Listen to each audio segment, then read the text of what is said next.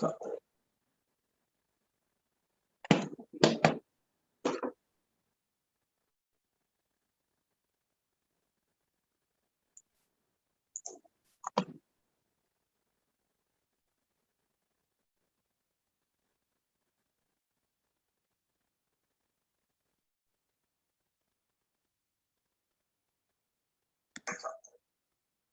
right, gentlemen, we are live. We are live.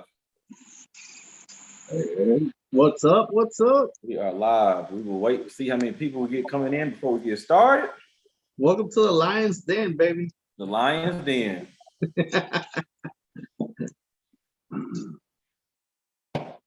Drinking me a little mineral water to clean my palate off from my dinner. Yeah, me too. Well, I'm not drinking mineral water. We're drinking Texas whiskey and some Coke mixed with a little bit of Coke Zero. Uh-oh. I know. Uh-oh. Adam, how's it going? Got Adam, Janice, T-Money, what's going on? What's up, Adam? What's up, Janice? I'm trying to make it come up on the computer here so I can watch the comments. Look, click right there. Oh, I see. You're going to have to help him out, Rob. I know, right? Sean, what's going on, family? T-Money. Mr. Clark, what's going on? James says he is driving to the shop, but he is here, so he'll be listening. What is going on, brother? Milwaukee P, what is going on? Jay White is in the building.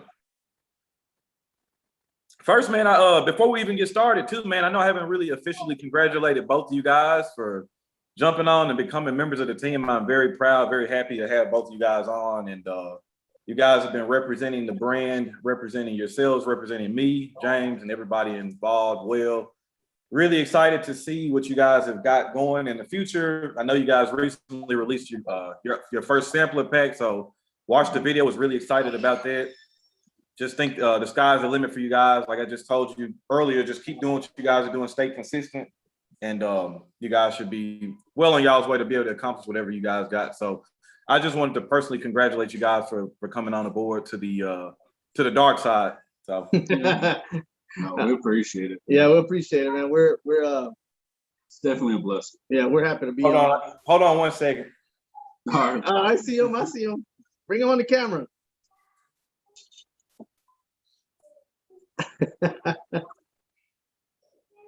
Say hey and bye. Can you wave to everybody? Hi.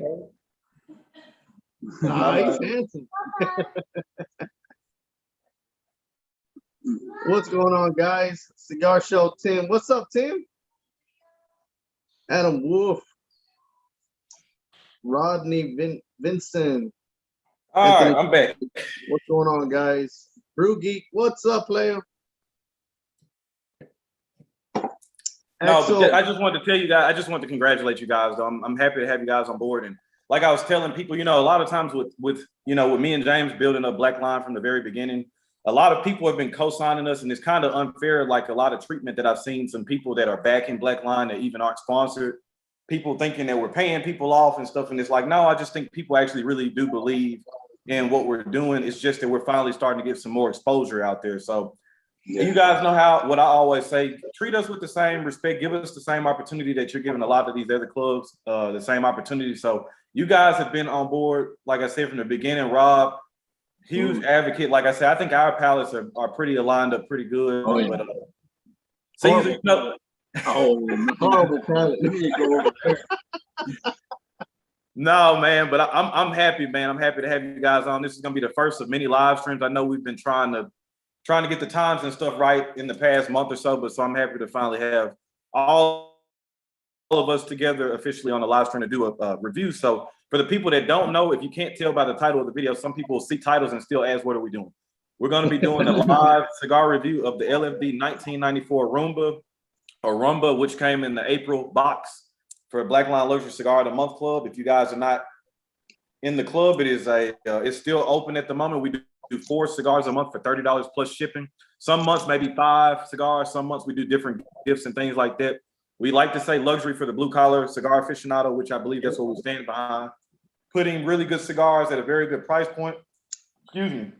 Rob and Caesar have been members, I think, since November. Ever since you came on the show, I've been a member. Yeah. So I think On I the came Triple on in Cap November, show. and then here at the start of the year, Black Line has started to officially sponsor the Smoking Lead channel. Before we get any further, again, too, if you guys are subscribed to me and not subscribed to Smoking Lead, like I've mentioned before, this is Black Line, this is family. If you support me, you need to be supporting Smoking Lead as well, too. They are on a mission to get to 1,000 subscribers. We need to do our best to try to make sure that we help them get there. They'll be doing a giveaway. I'm probably gonna pitch in some stuff on their giveaway as well, too. Still haven't realized or still haven't picked out what I want to send to you guys to involve in the giveaway, but we'll definitely get something nice. Maybe I might send a box of cigars or something like that. Oh man, Appreciate it. don't get me that excited. Yeah, man. No, you can't keep them. I'm gonna make them blush. All right, so so we're gonna be smoking the Flor Dominicana, like I was saying, LFD 1994. This is the rumba size, which is a 6.5 by 52 ring gauge, Mexican San Andres wrapper, Dominican binder and filler. I don't have the sheet of paper in front of me, Caesar. So if you do by any chance or something, maybe you might be able to give the flavor notes. Or did you already ball it up and throw it away? No, I keep them. I actually keep everything that comes in, but I don't have it with me because I don't want to cheat. I want to just whatever. Yeah. I think I want to say the MSRP on this thing is right around $10, something like that, just kind of loosely. And I'm thinking so. I was showing Rob and Caesar earlier too. For a lot of people, some people think I lie about cigars that I like. I've had this for about 3 years or so, just to prove That's this. beautiful. come on. Instead of a box of cigars, they all came in this beer stein. It's gorgeous. I'd fill it with beer. that's what came to mind is filling it up with beer. Nah, I'm trying to slow down on drinking beer, man. I started working back out the other day. I gotta get back in shape, so I gotta put the beer down for a little bit. I started keto on Monday, and I'm still going strong. So I'm trying. Oh, Yeah, That's good. yeah. So I need to get back on my old clothes, man. Get back to extra large. That's what I'm in now. I need to get back down to a large. I know right now dad bods are the thing right now, but I don't want to be like over dad bod. You know what I mean? Because then I'll have all the women, and then it'll be like. Truth be told, Caesar, as long as you got some money, you can do like whatever. Yeah, I have to shut down the channel because it'll just be too many. Like I have to stop. Yeah, so I already start losing weight now. So nobody likes me.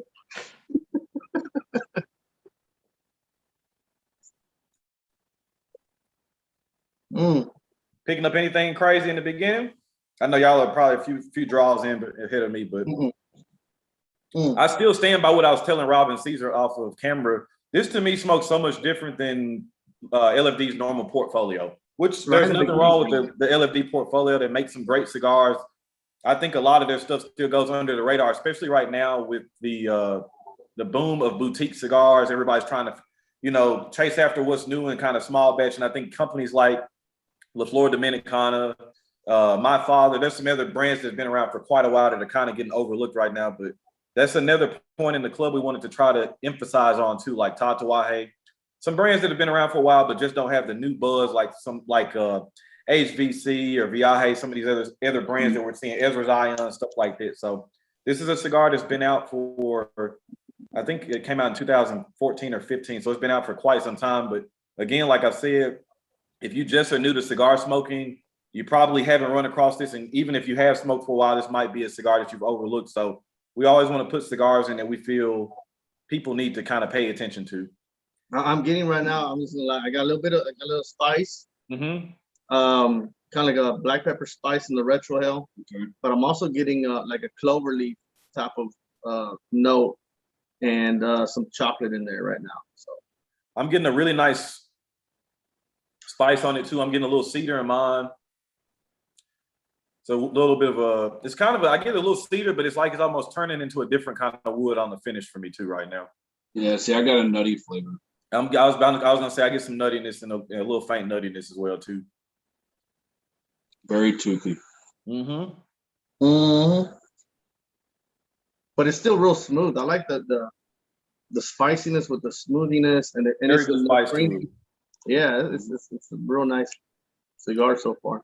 So it's actually funny that this has the Mexican San Andreas wrapper because so we were talking to Francisco Almonte, the owner of DBL Cigars, that did the collaboration cigars with us this year, and the focus he thinks that Mexican San Andreas produces the best Maduro wrappers. And I mean, to be quite honest, like I think a couple of years ago, a lot of people probably would have argued against that, against like Connecticut Broadleaf, of course, some other ones. But as of right now, I'm not really a big Maduro fan, but a lot of the Maduros I do like are Mexican San Andreas. Like one in particularly I've been smoking a lot of. I don't know if y'all have had experience with it, but the EP Carrillo La Historia.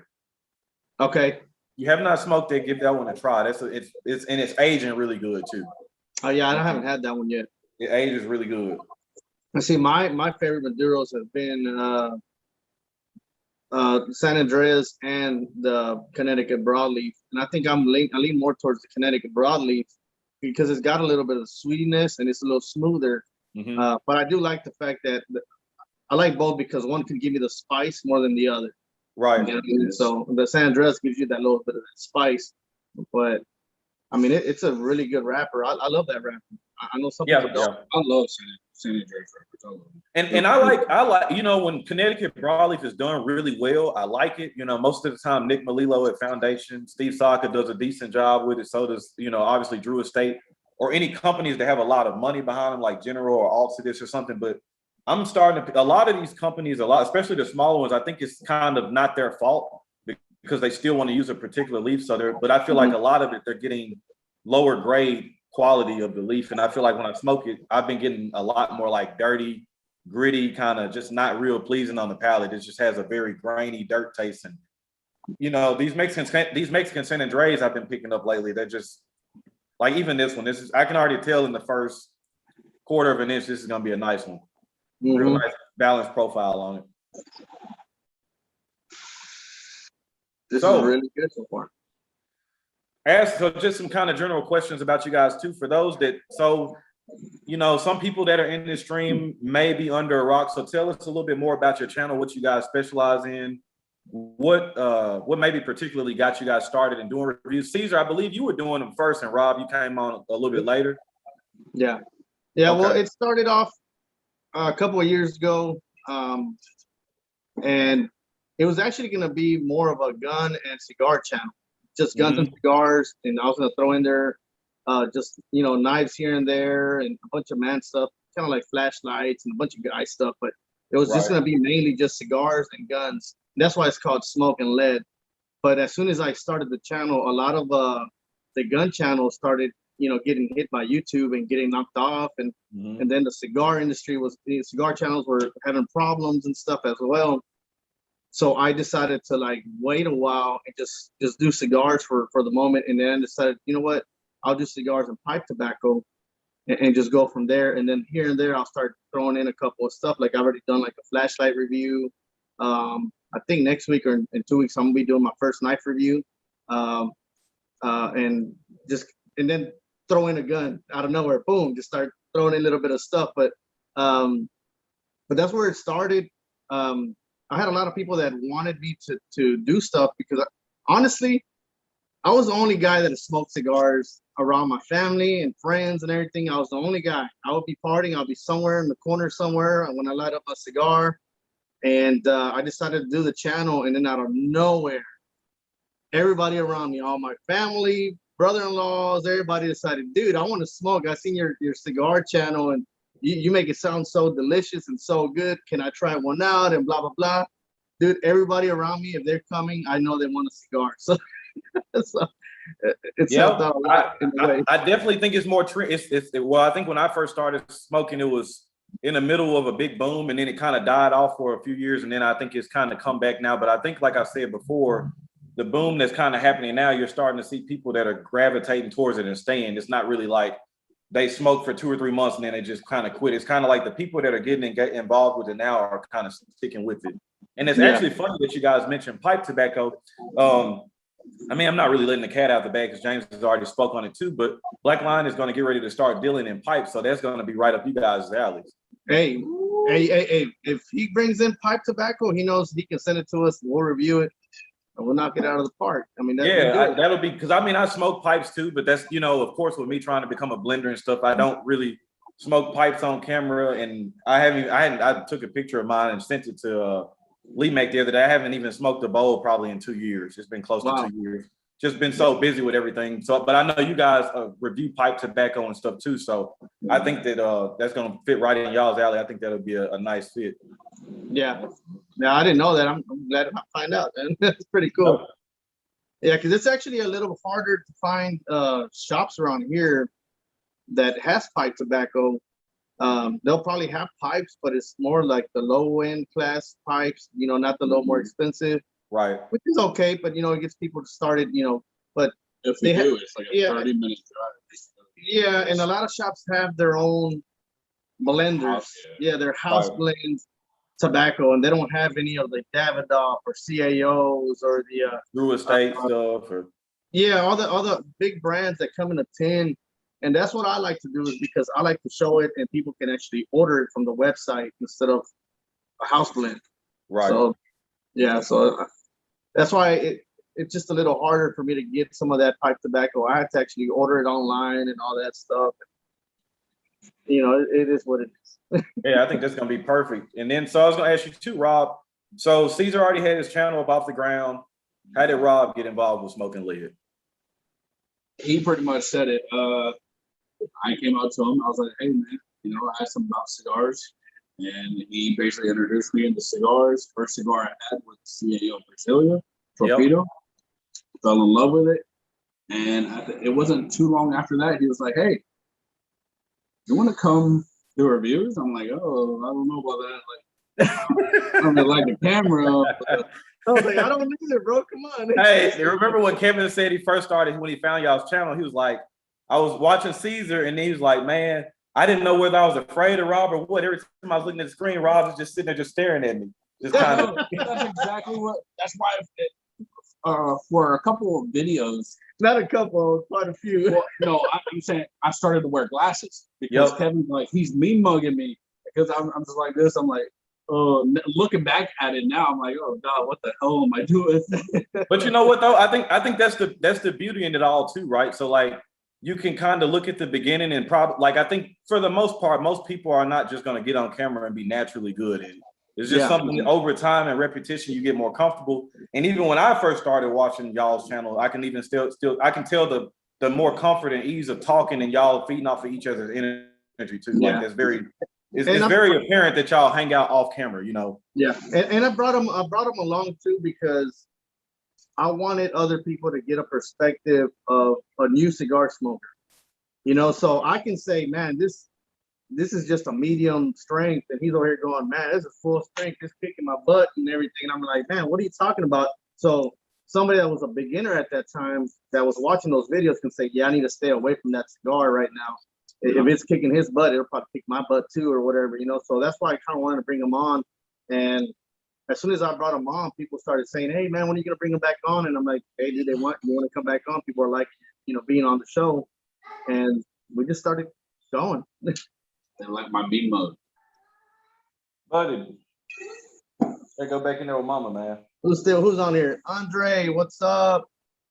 I saw my buddy Martin was on here. What's up, brother? Bearded Moon. 504 Lefty. So you pick Ashhead, what's up? The cloverleaf is gone. It's smooth, man. It ain't even spicy anymore. Oh, it's absolutely smooth right now. Leather.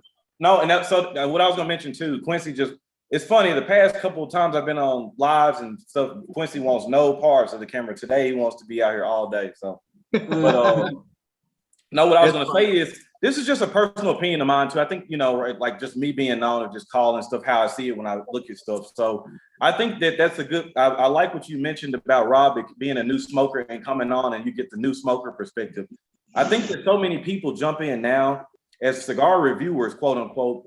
And I think that everybody thinks that it looks better if you come off as you feel like you're some sort of authority. But a lot of times when I watch a lot of this stuff, you can tell that a lot of people don't have a lot of cigars under their belt, or they haven't been smoking that longer. They're not very knowledgeable. And I think that Charles Wallingford laid out the greatest blueprint ever when he first started his channel, and I caught him right when I first started smoking. He had the Adventures of the Cigar, or it was called like the Adventures of a Cigar Rookie, and it literally was showing him pretty much from day one going in a humidor, not knowing anything, going over this, and then eventually he would show you the top 5 cigars that I feel like are good for beginners, good cigars under this price point. He really honed in on the cigar rookie term, and I think that people are missing a golden opportunity, because that's a huge point where you could come in and say, as a new cigar smoker, me watching a YouTube channel, all right, I find RonRealTV and Smoking Lead or whatever, great reviewers or whatever, but damn, I can kind of relate a little bit more to the guy that has a good channel and he's starting from day one. I feel like I can grow with him, and I just think that so many people just think that if they come off that they're smarter or they're an aficionado. I hate the word, and it's just like, for people that have been smoking for a long time, or people that got a lot of cigars under their belt, you could really pick up on that stuff quick. If a person is not, you could tell if a person doesn't smoke a lot, so. Yeah, you're right. But what were you, I feel like you were saying something too. I was just describing his what he was. I was just describing what I'm tasting. This leather, it's creamy. The spiciness has gone away. The clover leaf that I had gotten in the beginning, it's gone. I'm getting a little bit of earthiness. Definitely earthy. Yeah, but not earthy as far as like hay or nothing like that. It's more like earthy, like turned earth or like soil. Wet soil. There you go. Yep. Wet soil. And a little bit of sweetness, just very light. Yeah, I was about to say, I get a little bit of the sweetness, a little tad of creaminess. I'm getting that mineral earth flavor, but it's not like a bad off-putting mineral. No. And the finish is nice and clean for me too. I don't get any kind of bitter aftertaste or nothing tannic or nothing. It's a quick finish. Yep, it's not very long. And my construction has been rock solid. Oh, yeah. Flawless. I'm pretty much getting the same thing, just slight coffee. I can see that too. I can see that too. Yeah. What do you think so far, Caesars, or especially being LFD's your favorite brand?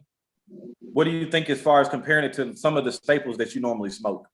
Oh, this is way different from the chapter 1, chapter 2, and any of the other LFDs I've smoked. This is totally different. This is. It is, man. It's nothing wrong with the other stuff, but they smoke so much heavier. Like if you smoke a chapter 1 or chapter 2, 9 times out of 10, a person's not going to really pick that up for a morning cigar. Oh no.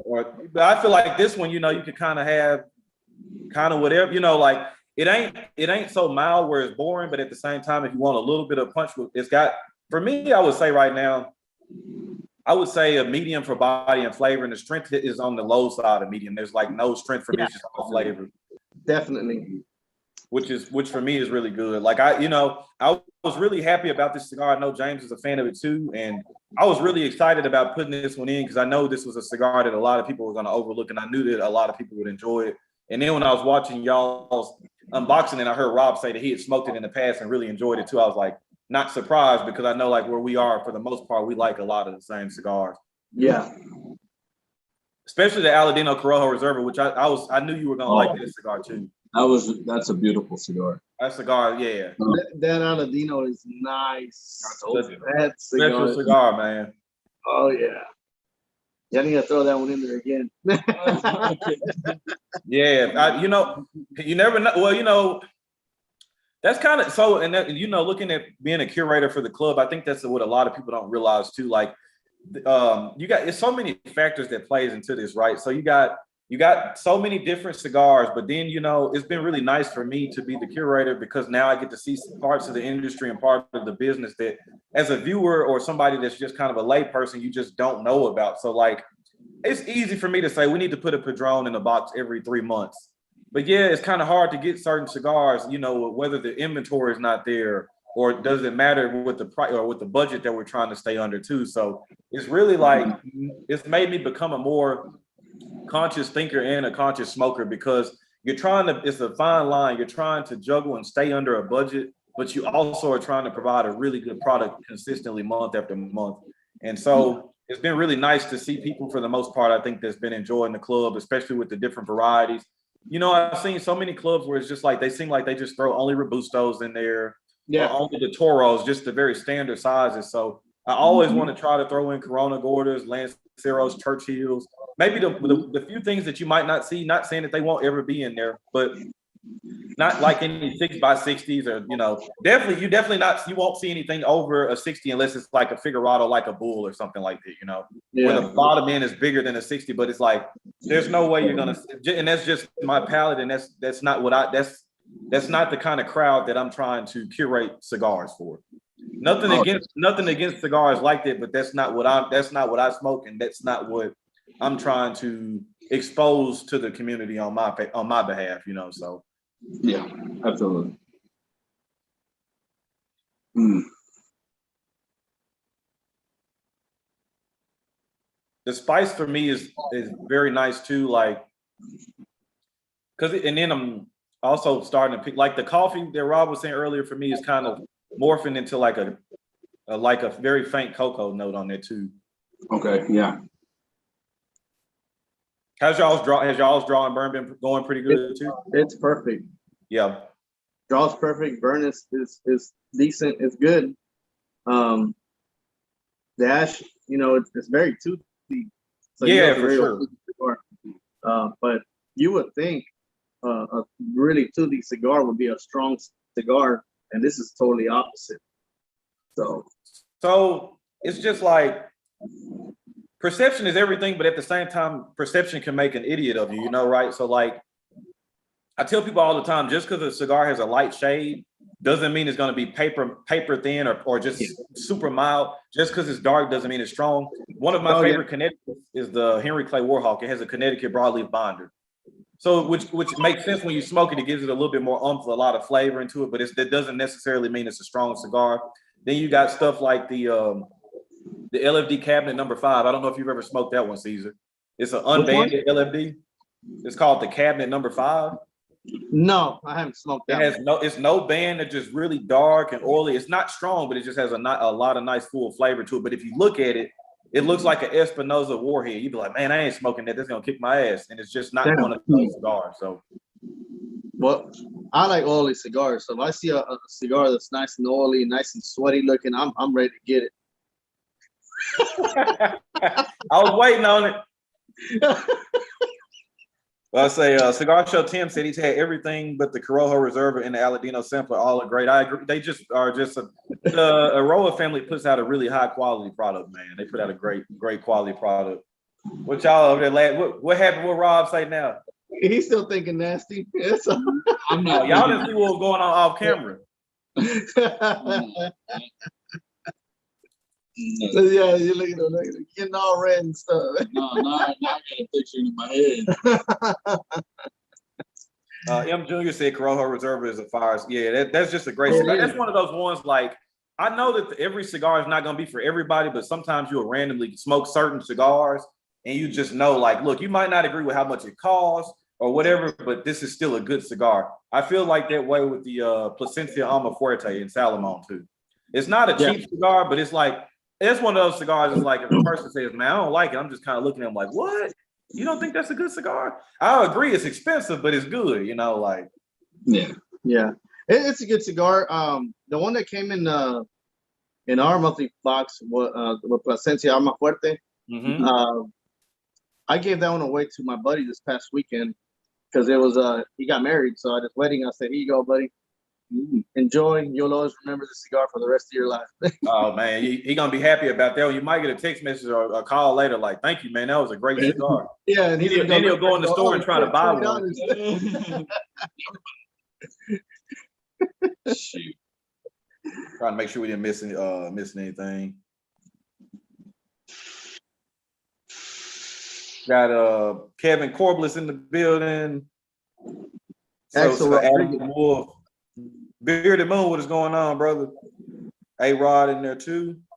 But yeah, so far this is really nice. Like I said, even before I lit it up, I've just smoked a lot of them, and this is a cigar. You know, even with me being a cigar smoker that prefers a little bit of punch behind them, I always can appreciate the cigars that have really good flavor and that's very approachable. And I feel like anybody can smoke this cigar.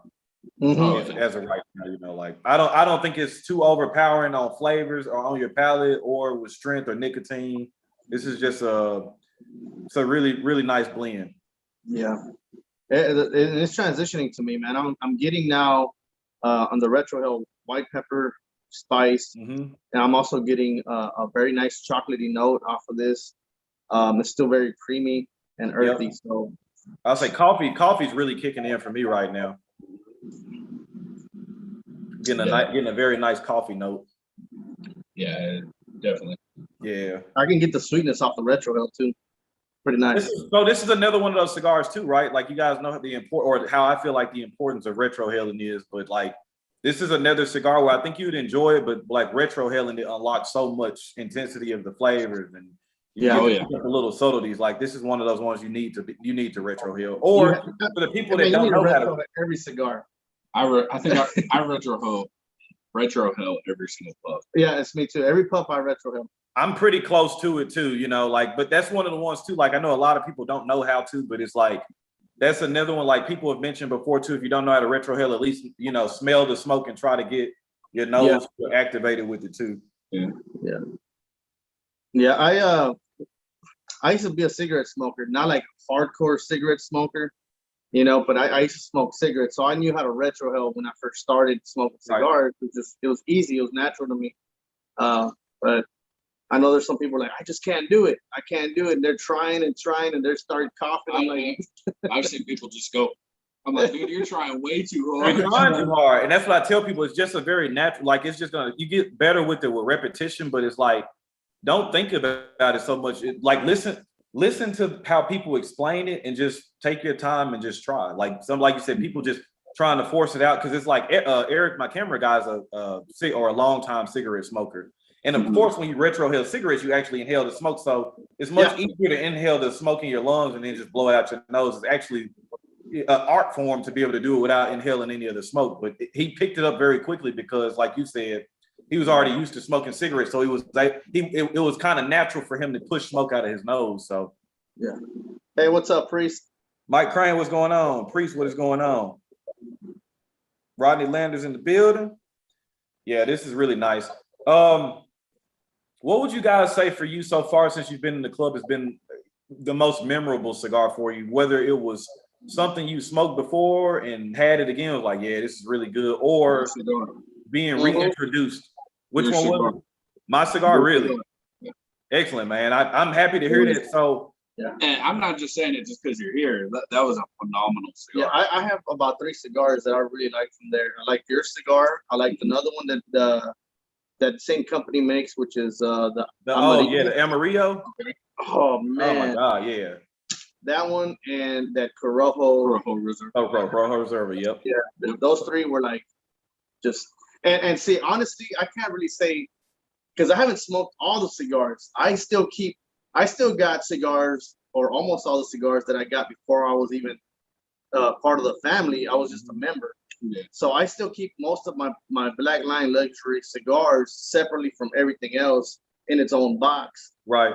And I know those are my Black Line Luxury cigars. And when I need to grab one, I know what to review, you know, and that's it. So that's why. Like I said, I think for the most part, we had really good feedback with the collaboration cigar. It was really something I was very proud about too, especially with how the cigar started out when we first started working on the blend. But with that being said, I mean, the samplers are sold out. So me and James scrounged together quite a few of our cigars from our personal stash and put them out with the sampler pack, which those are sold out. But we've been in talks with Francisco about possibly doing a second run of them again too. So we are nothing's finalized yet, but we were telling them we had really good feedback, and a lot of people, even though a lot of members were able to get a chance to smoke them, a lot of people still haven't had the chance to smoke them. So we are going to try to work on doing a second batch of them to try to see if we can get them out to more of like the general public. But we definitely felt like we owed it to the people that were in the club. Definitely. You know, so. But I am very happy to hear that y'all both enjoyed it. Of course, naturally, I thought it was a good cigar too. So dude, we were very impressed. I was just not expecting that cigar to be that good. You know, I mean, I knew it was gonna be a good cigar, but damn, I was like, wow, Just didn't know which side to like. Yeah.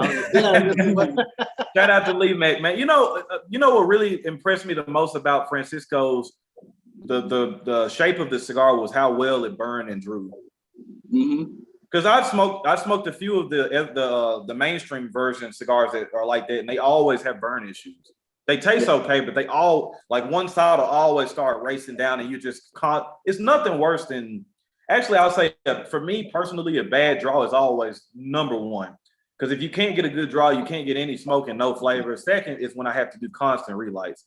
I smoked a cigar. I won't say the name of it because it's getting a lot of attention right now, and I think I'll be interested to hear what it is. But I smoked one today, and it was okay flavor wise. But the problem was the cigar constantly was going out, and I had to constantly relight it. And you guys know, like I say, anytime you're reintroducing fire to already charred up tobacco, you're just killing the flavor of it, and it just got really harsh and bitter towards like the halfway point of the cigar, to the point where I just ended up throwing it out the window because I was like, it doesn't even taste good anymore, or it doesn't even taste decent anymore. So, man, this is real good and real smooth. I just was thinking to myself, hey, man, maybe I should ash mine too. yeah, and like I said, it's this. So I have, even though I'm picking out flavors in it, what I will say about this particular cigar is this is a very good cigar. Like, this is a cigar that I wouldn't even want to really review, because I think you get more enjoyment in just understanding that it's just a very well blended cigar. Like, a lot of the flavors that you're getting merged real. You know how sometimes you'll smoke a cigar and you can't really, it's a hard time picking out the flavors, but you know it tastes good. This is one of those cigars. It's like, I can pick out flavors, but I don't even really want to think that hard about it. I just want to smoke it and enjoy it. Yeah, You know? I agree. I mean, that's what I'm doing right now. Just enjoying it. The Mafu was a really good cigar. I like that one too. Milwaukee P said he liked the Fancy Bellicoso. I think for the most part, everybody liked the Fancy Bellicoso. I think there was a few people that I saw that didn't like it, which I was surprised. But everything's different. Everybody likes different stuff. So yeah. Now, which one was the worst cigar you didn't like out of the whole cigars that put in there? for me, Yeah. uh, That you're like, damn, maybe that shouldn't have been there. Or maybe just for you. honestly, I will just be, like how I'm always gonna be transparent, because I was even transparent about it when we first put it in the box. So I think it was back in September. It was the Onyx Bold, and I say it's the least favorite. Not saying that I think it was a bad cigar, but because the reasoning behind it was Onyx had a reputation. They hadn't come out with a cigar in quite some time, and I thought the cigar was solid enough, and it was a very new cigar, and I still wanted it to put it out there to expose it to people. But I probably would say, just from immediate thoughts or from my immediate thinking, that probably would be and it's not that I don't even regret putting it in the box, but if personal palate wise, as far as what I like and what I would constantly buy and smoke, that probably would be towards the bottom. But I still don't think it's a bad cigar. And at the same time, you find out who's behind the blend. Like, I like some of AJ Fernandez's stuff. I don't like a lot of his stuff though. He just has a distinct profile. I'm not a huge fan of it. Yeah. Unless he makes something with somebody else, and that cigar just happened to turn out to be a really great cigar. But as far as his stuff, I'm just not a fan of it, man. I just can't. Yeah. Because I mean, even I smoked one of his the other day, the Romeo and Julieta Reserva Real, which is a very good cigar for me. A lot of people don't like it. I think it's good. Of course, the H. Upman 175th anniversary is one of the best cigars I like of all time, and he blends it. He has some, of course, the New World is a staple. I think that's a staple in anybody's humidor, just because it's a solid cigar and it doesn't cost a lot. What I will say about AJ's stuff is he's always very price conscious. He never tries to rob you or anything. I feel like he does a good job of pricing his stuff. The New World Cameroon is pretty good, but a lot of his stuff, and I say this too, so shout out to Cowboy, because I think there's a lot of truth in what he says. If you don't like earth, then it's kind of like hard to smoke cigars, because I feel like a level of earth is always going to be involved in cigars. Like, we literally are talking about plants that are growing from the ground, so it's going to have some characteristics of that. But AJ's stuff sometimes can get too earthy, where it's just there's nothing else there but earth. I want some sweetness. I need some spice or something. It's just black pepper and earth, and I'm just like, that's just not. I just don't really care for them. So. Yeah. Tim asked a question from Cigar Show Tim. Yep. Yeah, he asked, "What's your dream goal cigar to get into the club?" And he's asking you, me, and Robert. I'll let y'all go. Well, I know Rob's is the CAO Bones. We're gonna make that happen next month. The Diablo.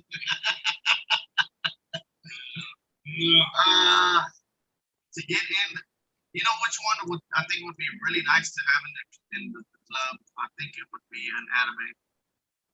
Anime? Yeah, maybe an anime, because it's something that nobody doesn't really get because it's too expensive. It's for $30. That is true. Yeah. But it's a really good cigar, and I think everybody should try it at least once. Yeah. So they can that's a pretty good one too. And I'll go out and stay on a limb. Like that's a cigar that me and James have been talking about probably since the club started. But the problem has always been inventory. It's much easier to get 20 or 40 of them than it is 600 plus. Yeah, it's just really hard to get it. So we've definitely been trying to figure out a way for that. For me, it's a cigar that I wish that was in the club. It's kind of out there. But of course, it never will happen just because of how the embargo set up. But I really would like to get like a nice aged Cuban in the club. Oh yeah. For me to have the experience to push a nice Cuban out to people that a lot of people have never had the chance to smoke one. So to be able to get like a nice Bolivar Bellicoso Fino or a Partagas Serie D #4 or Ramon Ayone especially selected or a Trinidad G, something like that in the I would love to get everybody's opinion on it because Cuban cigars have this mystique behind them where it's like we all want to watch the videos of people smoking them, we all want to hear about them, but everybody can't get their hands on them. So probably something like that. Now, if we're talking about a domestic cigar that can be had again, I would stay in the same factory and probably go Byron. I think Byron is another good company that makes really good cigars, but it's kind of overlooked a little bit because of the price point. And then at that point, people are thinking about Padrones, Davidoffs, Opus X. So I feel like Atabes and Byrons, Bandoleros get overshadowed a little bit. That's kind of what I call the cigar connoisseur cigars, because the people that are really into cigars know about those companies. They know what they bring to the table, but I think they just get overlooked. Yeah. See, since you want to go the expensive route, I would say Opus X. Opus X. There's tons of them out there, but I ain't about to pay that much money for fucking Opus X. Yeah. And this is what I like about this club is that there's a lot of cigars in the box that are sent that are cigars that we really don't touch because they're expensive. You go by there and go, man, either should I get that cigar that costs $20 or should I get like 3 cigars that'll cost me $20? Yeah. You know what I mean? And people like ourselves, man, we work hard we're working all day, and for us to spend that kind of money on just one cigar, I'd rather have 3 cigars, for 3 days, you know what I mean, and knock it out like that than spend it on just one cigar, especially when you got a bunch of bills, you got all this stuff going on.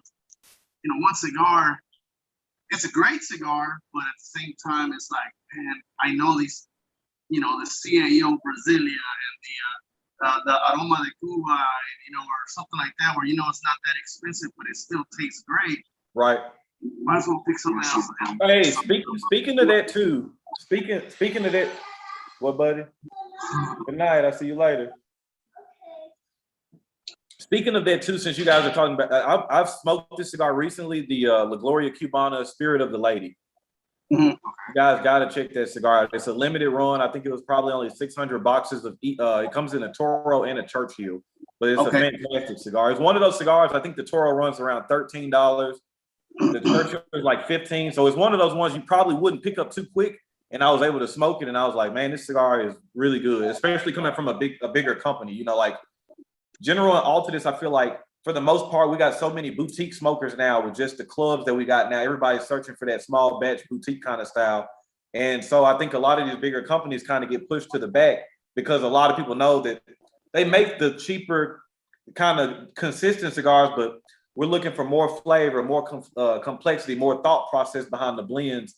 And I think cigars like this prove that when they want to make good cigars, they can, like the CAO Mortal Coil, the Amazon Basin series. These are all great cigars that if I just gave you the cigar, you would think a boutique company made them, not some huge company. So, man, this cigar is getting better now, man. It's just gotten smoother, creamier, chocolatier, just a good cigar. more coffee.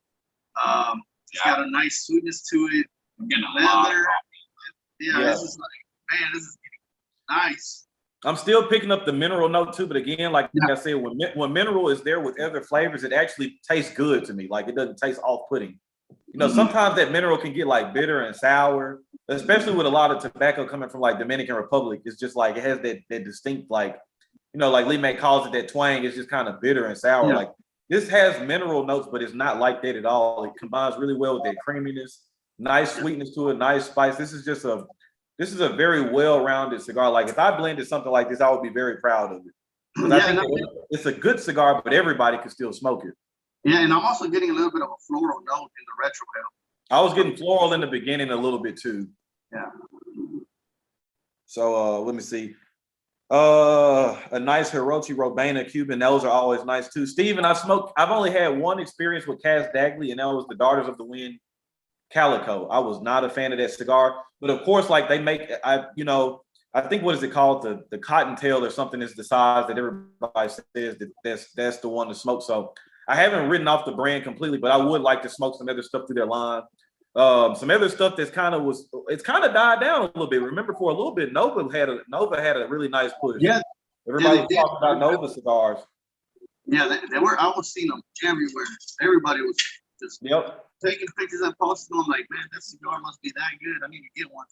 I never did, but maybe one day I did. Maybe one day I will. Mm-hmm. What do y'all think about strength for you guys? Y'all get any nicotine hit at all? Nah, it's just medium strength. Yeah, it's not that strong. Very much. Yeah, which, like I said, for me, even for me being a strength liking strength in my cigars, I still am fully enjoying this with absolutely no strength. Yeah. I'm liking it more and more, man. The notes I'm getting has been changing, and it's just like tasting better and better. I say A-Rod said that's the good thing about boutique cigars. They are pushing these big companies to put better blends out. Now, I would agree with that too, because that's the way that the market is shifting now. Like, I would just say it is cigar smokers, it's just a constant quest of what's new, what's new, what's new, what's new. So it's always keeping everybody on their toes and creating new blends. So I would agree with that too. I think it's overall benefiting the cigar community. Mm-hmm. See, I see a Cigar Snob Chicago. I'm in the $18 range and up, just how I've been. I only smoke lower price cigars and they come in my subscription box. Now, I can't do $18 and up all the time because the way my bank account is set up, my wife will find out and kill me. Yeah, and that's the beautiful thing about it too, right? It's just like, I don't smoke a lot of cigars under $5, but not saying it because I think that there are quite a few cigars in that $5 to $8 range that are really good. But I probably would say for me on a day-to-day, and I'm probably in that $10 to $12 range, that's probably where I smoke it. That's where most of my daily smokes come from, like looking at it now, like a lot of and that's another thing, like AJ Fernandez, like I was mentioning earlier, that's what I love about Aganorsa too, is they put out a great product for me, and I feel like their price point is very aggressive. Like even the Supreme Leafs, they retailed at $9 or $10. Those things could have been sold at $15 all day long, and they still would have sold out, but they didn't. They kept it at $9. The Robusto is like $9.50. The Toro and the Corona Gorda were like $10.50. The regular stuff is around 10. So I like the Signature Selection. I think is one of the more expensive ones at like $12, $13, but they have Medio Tiempo in them. So,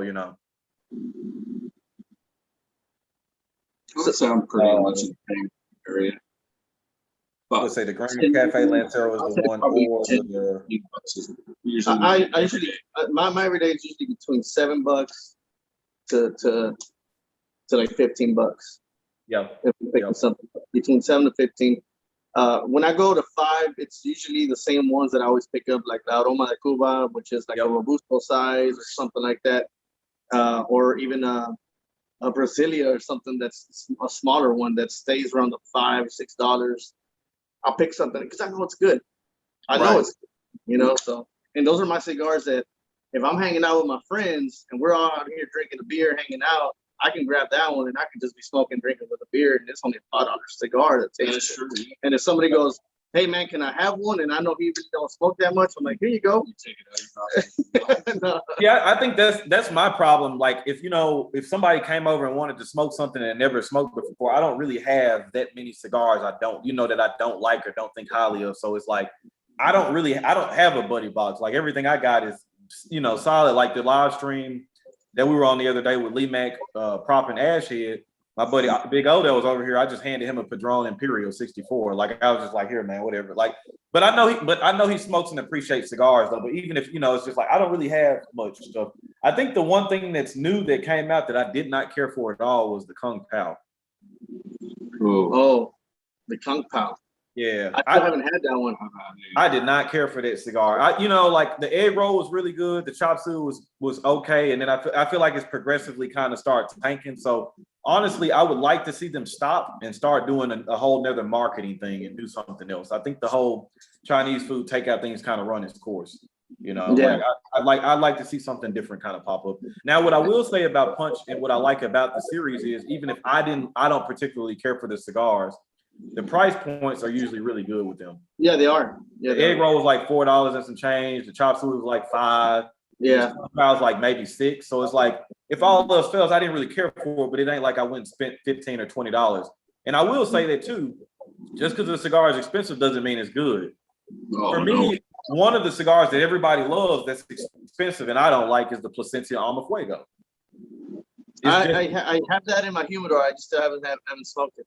A lot of people love that cigar. That's one of the few cigars that I just didn't particularly care for. I hate to keep beating up on CAO because I do like a lot of stuff they do, but it's just one that came to mind was the Vision. It's like that's an $18, $19 cigar, and I smoked. I'm just like, this is not worth. To me, it's not worth that much. So, we got a couple of those. We got a couple of those Vision ones from Black Line that James sent to us, and I'm gonna do a review on it, but. I've heard the same thing by several people that it's not, what the price says. You know what I'm saying? And the Cohiba Royals. Oh yeah, and I'm on record saying that on the review. I'm like, the cigar ain't bad, but there's no way you could tell me this is a $26 or $27 cigar. Yeah, that's what we said the same thing on the review that we did on it. We're like, nah, I don't know. I ain't picking this up again. No, not at all. Janice says she likes the Aroma de Cuba. The Mi Amor is really good. I do like that one. I like that one a lot. 858 for a budget cigar is a very solid cigar. What M Jr. saying, my everyday cigars are around $55 to $75. Let's smoke it. El Jefe from Aroma de Cuba, right? Yeah. So this is the thing I tell people about too all the time. People always talk about how expensive Padrones are, and the argument I always have with people is, all right, let's take a look at the three companies that I always will refer to. We got Padron, Davidoff, and Fuente. Fuente and Padron make cigars that everyday people can smoke. You got the 858. You mean Fuente or Plasencia? No, Fuente. Oh, okay. So they have cigars that are under $10, and then of course the Padron has the 1,000 series that are like $6, $7. So technically, if you want to smoke a Padron for under $10, you can. You can't say that about Davidoff. Padron's most expensive cigar is $40. But Davidoff has multiple lines where they have stuff that's over that. The Royal Robusto's $80, the Salamon's $100, the Oro Blanco's $500. I'm like, where are y'all getting this whole thing that Padrones are expensive? I can get a 64 Exclusivo for $12. Yeah. I can get an Imperial for $15. Like, to me, I'm like, yeah, it's more expensive than probably the average smoker's wanting to spend. But if we're comparing it to a Davidoff Nicaragua, Escurio, Yamasa, these are more expensive cigars than these Padrones. Like, and a Padron, you smoke the Padron, and trust me, you're not going to regret spending $14, $15 on a Padron. It's good. I don't, that's how that's my thing. But then, like, me and Lee Mac talk about it all the time. it's not that he doesn't like Padrones, he just doesn't feel like they're worth the money that they ask. And that's how I feel about most Davidoffs. I'm like, Davidoffs aren't bad cigars, but I don't think a lot of them are worth $30 or $40. I just smoked the Churchill limited edition the other day. I think after tax, I spent $37. Good cigar, but I was like, there's no way I would spend $30 or $40 on this regularly. I'd pick up 2 or 3 Padrones to this any day of the week. Yeah. A-Rod said, I didn't like the vision either. The Cohiba Royale for the price tag and the smoking I can't spend experience. $80 on a cigar. Fuck. He said he was bullshitting. You know what I can buy with $80? It's like the unicorn, dude. Like the unicorn, $100. How the hell can you? You know how much I smoked that cigar when it first came out too. I smoked that unicorn again. Good cigar, but it was just like after I got done smoking, I was like, man, I can't believe I just spent $100 on it. You know? Yeah. Like, and I mean, I didn't wait for a special occasion, and then I think I smoked a cigar driving down the street in the car one day. You know, I just smoked it. And that's another thing I think too, right? So like, I don't ever think anything is wrong with people saving certain cigars for special occasions. But for me, you have to look at both sides of the fence too. Like, you could save it, but then you don't know, you might not be here tomorrow. And guess what? If something ends up happening to you, your significant other, your girlfriend, or whoever, if they don't smoke cigars, they don't know anything about this stuff. So it's either going to get thrown away or just given away to somebody that, you know what I mean? Like, whole lot. my wife would just give that stuff away to somebody. She doesn't know what this stuff's worth. Mm-hmm. Or just sit there and get dried out. Yeah, to dry out. So it's like, man, I'm gonna make sure and that's why I always say, I always try to make sure I want to smoke multiple good cigars every day. That's why I don't like the whole perception that people think that yard guards are a way to kind of make an excuse to smoke shitty cigars. I don't want to smoke a bad cigar just because I'm outside. Like, I still want to smoke a good cigar. Hey, it's like they say, man, a bad cigar is better than no cigar. I'm gonna disagree. I'd rather not smoke. That's one of, and people be like, because people know how many cigars I smoke a day, but it's like, yeah, but I tried for them to all be good. Like, if a cigar is bad, and for me saying that if a cigar is bad, I don't mind putting it out halfway through or 3/4 of what this deal is. So since we're talking about bad cigars, hold on real fast. Yeah. So you're telling me you said a bad cigar is better than no cigar. So you're telling me right now, if you didn't have a cigar, you'd rather light up a Diablo. I would, if that was the only cigar that was sitting right there, I would light up that Diablo. You're crazy. I'm not smoking. I'll just pour up a glass of wine or some whiskey and keep it moving. I'll just pick up a cigarette. I mean, I said, you got a cigarette? No way. I'd rather pick up a freaking Swisher Sweet than that crap. You No. know what's funny? Was it a couple days ago? This was about 5 a.m. I'm walking to the gas station. You know, normally you see a box of cigarettes on the floor. It's empty, regardless if it's closed or not. You know it's empty. And I see this one sitting in the parking lot while I'm walking up to the gas station. Inside the gas station, I'm like, man, that thing looks like it's still sealed, but I don't want to look like a fool and pick it up, and it's, you know, it's empty, and everybody's looking at me going, look, this motherfucking thing is damn cigarette feed. So I kicked it, and it was full. I heard it go like a heavy kick. I was like, what? I picked it up, brand new pack, but it's been sitting in my bag for. I'm not opening it up. I'm probably gonna give it away or throw it away because I'm not a cigarette smoker. But it was just like, oh my God, I found a brand new pack of. Whoever's feeding right now for cigarettes, whoever bought this right now is fucking pissed. Hey, somebody was probably pissed off. Oh yeah. Excellent. You sending a note, Caesar. Roll. Hey, Rod. Okay, since we're talking about bad cigars, you know, I want to know don't give me top 5. Just give me some of the ones you remember that are just bad and you will not pick up again.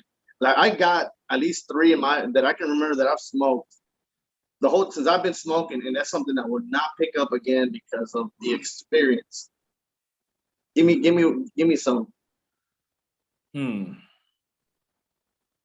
I mean, it sounds really crazy, but it's not too, like the cigar I had today was not that, it wasn't bad though. I'll take that back. The relights and stuff kind of made it bad, but the flavors at first actually weren't bad. Some ones that come to mind recently, Well, one, if anybody's been following me for a long time, I remember bad cigars because for me, I try to make sure they're not too few and far between. But like, it was a Padilla Finest Hour Sun Grown. I remember smoking it when I first started my channel. That was a very bad cigar for me. And I like a lot of the older Padillas, like the 8 and 11s and stuff, the really old stuff. The one that was really bad that comes to mind is the Cigar Culture #3. That was an absolutely horrific cigar, in my opinion. I know some people out there like it, but that was a horrific cigar to me. It was just not good. See, I didn't like the CAO Bones. I didn't like the Punch Diablo. I think I pitched the Punch Diablo out with probably an inch in the cigar. Just threw it out. I just knew what I was getting. It wasn't gonna turn into what I like. I tried that cigar twice. I gave it a second chance. I let that sucker up, lying down the road. I tossed that damn thing out. I'm going back. And you know what? You're not littering because it's just leaves on the ground. There you go. See, yellow. What about what? Enjoy it. Trying to think, man. I'm gonna give you one that I will never touch again, and I picked it up because as being a Mexican descent, I was excited to find out. Oh man, there's a cigar that's 100% Mexican tobacco, and I was like, man, try this out, right? I've known that everybody's talking about Mexican tobacco is probably the worst tobacco and blah blah blah, except San Andres. Cool, whatever. Now I wanted to try it out. The Cesaro Black. Have you ever heard of the Cesaro Black? I even got my notes on this damn thing. It's got the label and everything. Hold up. Let me see the band. No, I never had that one. Yeah, don't do it. Don't smoke that. First of all, how much did it cost? $7. I have it written down all right here. Okay. I thought you were gonna say like $2 or $3. I was gonna say, now Caesar, you know better than it. No, it was a $7 cigar. At first, it started off like same thing as this, like a clover leaf, but that one it had a clover leaf, but also made my lips kind of numb, like the way have you ever smoked that clover cigarette? That black. Okay, I've smoked that one before, and it will leave your lips kind of numbish in a way, and it had that clover flavor, and then it gave me like a dark coffee, and then it just switched to like if I was fishing and smoking the cigar and I grabbed the fish with my hand and rubbed it and then touched the whole cigar and I started smoking it. Like if I was smoking an fish infused cigar. That sounds horrible. Disgusting, bro. That sounds horrible. It was bad. I would never pick that cigar again. Yeah, I remember because the first time I seen it, like I seen Cesaro, I was first thing that popped in my head was chorizo. That's what it looks like. So I was like, because this was back when I just got into cigars, and I told him about that. He's like, "No, don't do it." I'm like, "All right." No. So, hey, so I'm picking up I'm picking up some kind of crazy in this one now. I don't know if y'all are getting it, but I'm getting a really intense butter flavor on this. It's like as I'm talking, I'm picking it like it's just straight up butter. Not yet. No, I'm like I said, maybe just me. Well, I mean, you started smoking it earlier than a lot sooner than we did. Yeah. We're almost about there. Yeah. Yeah. We're almost there. I'll make sure to steer clear of that cigar though. Yeah. Pick it up. If you feel like eating some seafood, there you go. Dude, no. Now, I will ask, since we're talking about cigars too, what do you feel like has probably been the most underrated cigar you've picked up and smoked and like something that you feel like is good? It might have been talked about a little bit, but you feel like it definitely deserved a lot more attention than what it got or what it's getting. Do boutique cigars count? Anything that you smoked and you like, man, this is a very good cigar. I just don't feel like. I mean, I don't really know if it's underrated or not. But the cigar I just had not too long ago, Last Rides, by Black Label Trading Company. I haven't had that one yet, but for me, there's some stuff that I think that they make that's very good, and then they're like one of those hit or miss companies. Their stuff's really good or just kind of really average, I will say I had two of their cigars, the Last Rides and the Salvation. Salvation, I like, yeah. Really really, Yep. really great. Have you had the morphine? I have not. You gotta try the Those are morphine interesting too. ones to have. We also have what's the other two? Oh, The Green Hornet and the Killer Bee. yeah, We have those two as well. yeah. We'll be doing a review on those. If you got, and then another, so for me, I feel like I've been talking about this cigar for quite some time now, but it just comes to mind because I smoke them probably once a week and they're just really good. And I still say they just fly under the radar. It's the Dissident Soapbox. Okay. If you haven't had it, try it in the Robusto size. It's got a Brazilian wrapper on it too. So if you're into Brazilian tobacco, like I think you like it. Okay. Which one's that again? The Soapbox. I'll send you a picture of it when we get off. Okay. Okay. Let me know if you can't find it or whatever. I'll send a couple y'all's way so y'all can try them out. All right. Mr. JR, which is Martin, Rob is always thinking about chorizo. Chorizo. I'm the chorizo #1 fan. If y'all guys don't know, my nickname for a very long time has always been Tex-Mex Chorizo. Yep. Long story. It goes way back to PlayStation 3 days. It was my gamer tag, and that's all that was. I wanted something to be funny and be meant two. It was like meant two different things. Something kind of perverted, but not really. You know what I mean? It was like food, whatever. But when it became my nickname, I was doing a interview for a Tejano music radio station, and because I worked in the Tejano music industry for many years, and they asked me if I had a nickname, and I was like, no, I don't have a nickname, and everybody's like, oh, why not? And everybody in the industry has some kind of like nickname because you get known faster that way. Right. And I was like, well, I got a gamer tag, and I was bullshitting around, and I told them my gamer tag, and everybody was calling in, dude, you need to keep that, you need to put that, you need to use it, you need to use it. And I was like, nah, I thought about it, and sure enough, I ended up, putting that as on my old Facebook when I was in the music industry. I put that on there, my nickname. So a lot of people, if you know anybody that likes Tejano music or the Tejano music industry, they'll either know me by that. They're like, oh, I know who that guy, or they know me by Tex-Mex Chorizo. They know me by the company that I run for the music industry, and it was just funny.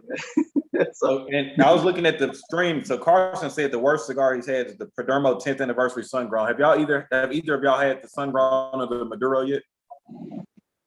10th anniversary sun grown. No, I haven't had that one yet.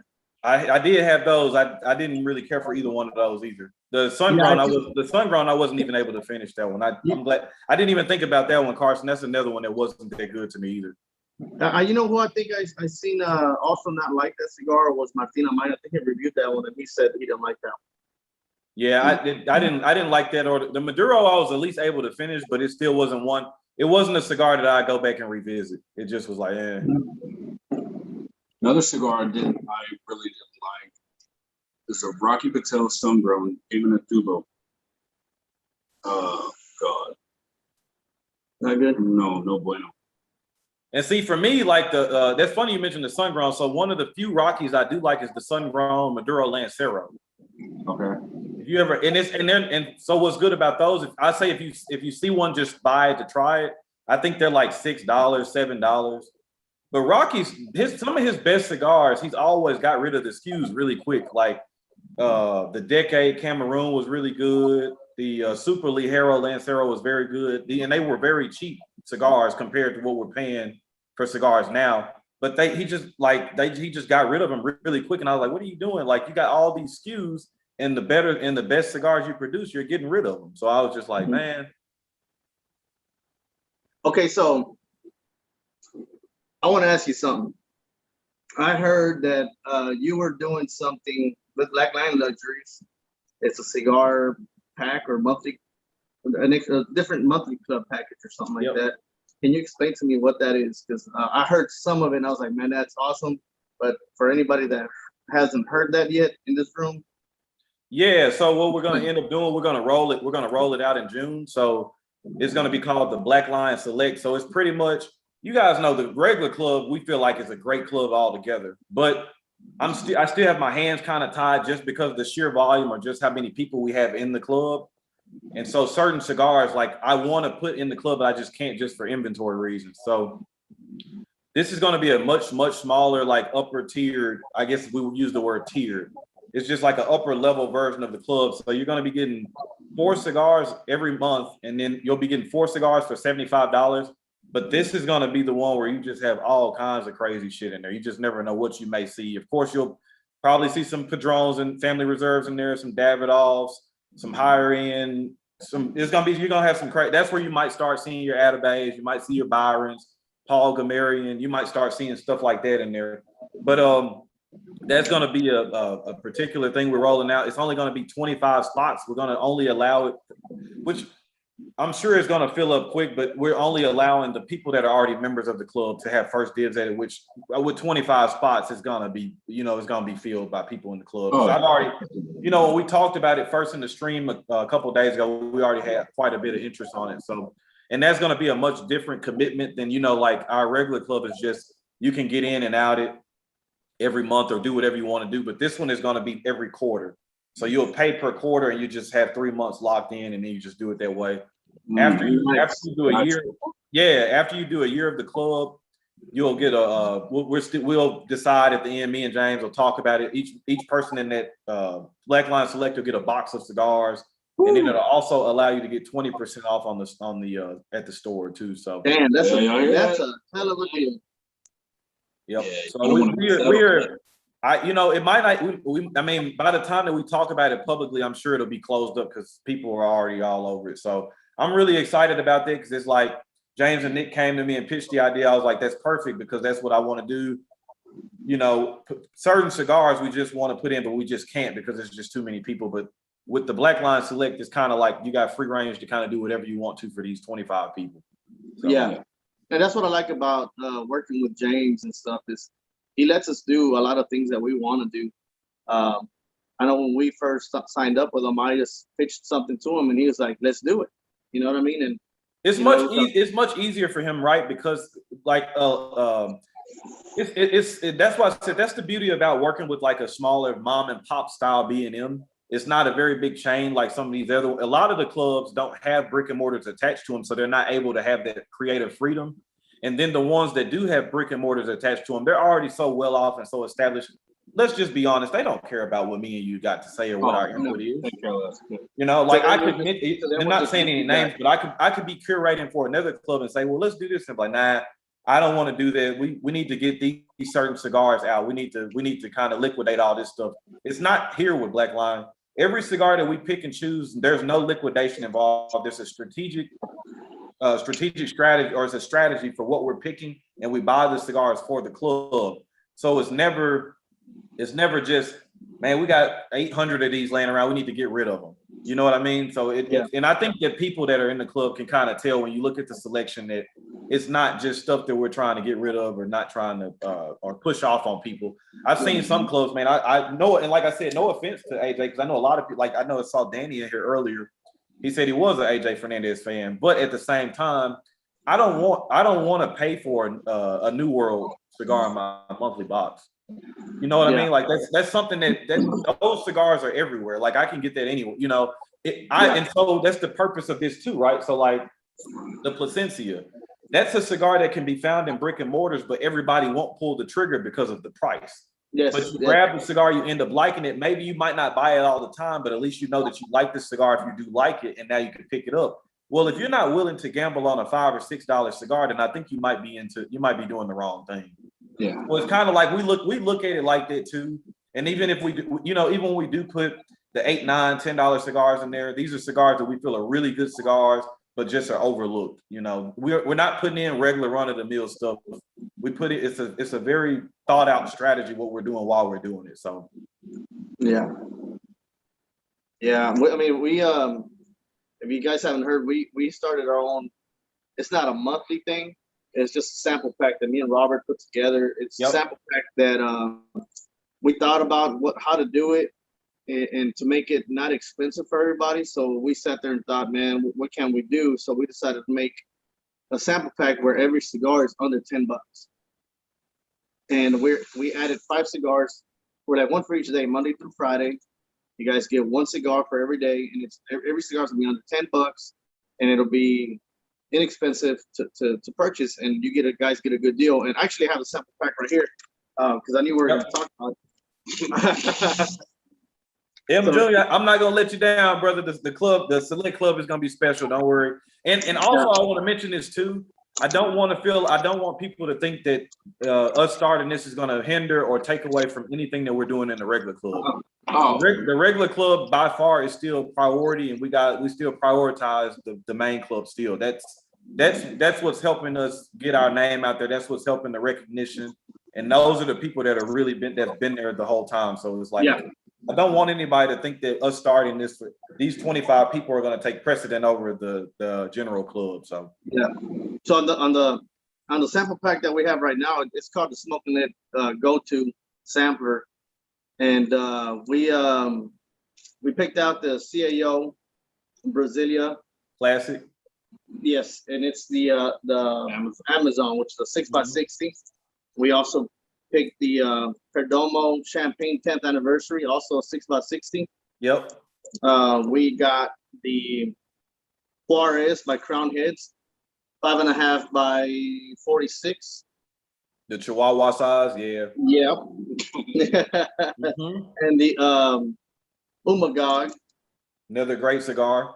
And this one is the 4.75 by 56. There's a short and fat.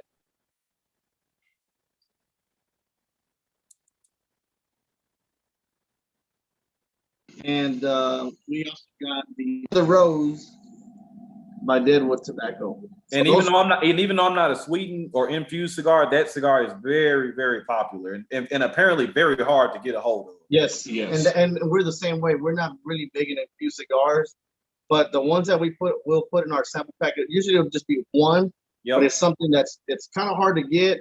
It's under $10 and it tastes good. It's something that we like, even though we don't smoke infused cigars. Yeah, but I don't think anything's wrong with that neither, right? Because and that's why I was so happy about bringing you guys on board with the family too, because people know me and what I do and what I gear towards. You guys have y'all's own lane and what y'all do, and I feel like we both do different things, but we both do them well. So you got me as a single person over here doing things. Eric, of course, my video guy, my friend, is over here helping me too, but he's not on camera. And then you got you guys as a team, and so I feel like we kind of help cover all of the spectrum, because most people know, again, like I said, there's nothing against it. I just don't smoke a lot of them, but I'm not, any samplers I'm doing, you're probably not going to get those in there, but it's kind of nice to know that the other people that are riding along with us on the team, hey, you can go over here and get this sampler. You're still going to get a very good cigar too. Again, like I said, the Leather Rose, even though I don't smoke them, I know people on the fire department with me that blaze through boxes of those cigars. Yeah. They just really, really like them. So. And that's why we picked these cigars, because these are cigars that me and Robert tend to pick up all the time right now. Yep. When we walk into the Humidor cigar lounge, we pick those out first. Some of these are those that we pick, and then we go look for some other stuff. That's what we're smoking on the daily. They're inexpensive right now for this pack right here. It's only $34.99. And I mean they're selling pretty fast, so while they last. Get them. I say get them while you can, for sure. Like I said again, whenever we get done with the stream and it processes, I'll put the link to you guys' channel and the sampler in the description tab. Again, if anybody's subscribed here and not subscribed to Smoking Lead, go over there and give them a look, man. They do a lot of great stuff over there. Like I said again, Black Lion's finna start dabbling in pipes. I'm not going to be reviewing them, but again, like I said, we complement each other with what we're doing. You guys review pipes, pipe tobacco, so you're going to be able to cover all the sides of the spectrum. So another thing too I want to mention about this cigar, this is an incredibly long smoke time for a Toro. Floating around an hour and 20 minutes now, and still probably got 2 inches of cigar left. Yeah, I just took my band off. He already finished his. He puffs pretty hard. What you think overall, Rob? Obviously, you liked it because you enjoyed and puffed it pretty hard. Yeah, yeah. I've had this cigar multiple times, and it's truly a wonderful smoke. I mean, like I can see it paired with a nice cup of coffee perfectly. Yep. And again, as you, if anybody can look on the screen and tell, Rob ain't all red and beat up to shit from nicotine. So No. If I am, I'm just hot as hell. Not like And right now we're in our garage. We got the garage door open. It's raining outside, so it's pretty humid right now. yeah, it gets humid here too. It's rain. So that's why I said this is a cigar. I think again, even further into getting into the last third, I would say, I would say on the strongest part of medium, starting to creep to the low side of medium to full for body and flavor. Strength is about a medium, nothing. Yeah. This is just really nice flavor and no strength, which is very untraditional for La Flor Dominicana. They usually, Lito Gomez, when he first started his company, he did a lot of blending in the mild style. And even though mild cigars were kind of popular when he started the company, it wasn't really well received. So then he started blending stronger cigars, and that's when LFD took off. That's what they wanted from him. So yeah, and right now all I'm getting is earthiness, very dark chocolate, and I get a little bit of spice and sweetness in the retro hell. But it's super good. I got leather in there too. But man, this is such a great cigar right now. It's a very nice combination of some spices and some little natural sweetness in there too, which I'm a fan of too. It's just this is a cigar I would take out in the yard and smoke because it's just good, well blended flavor. I don't have to really pay a whole lot of attention to it, but I know it's a good cigar. Just very good. Prudence said she thought y'all sampler was very good, and John said that leather rose was a chocolate bomb. Yeah, it is. And what's crazy about that cigar is that they don't tell you what's in that cigar, the tobaccos that are in there. They're talking about it has something to do with pipe tobacco. But when you smoke it, it don't taste like pipe tobacco. It don't. But I guess that's what they're using, or that's how they infused it. I don't know what they did, but they don't say anything. That's all they know is something about pipe tobacco. That's about it. All I know. But it tastes great. Adam said he liked y'all sampler too. I was looking. I know M Jr. bought the sampler too. He said he loves the Warriors. Great budget smoke. That's another great budget cigar for me too.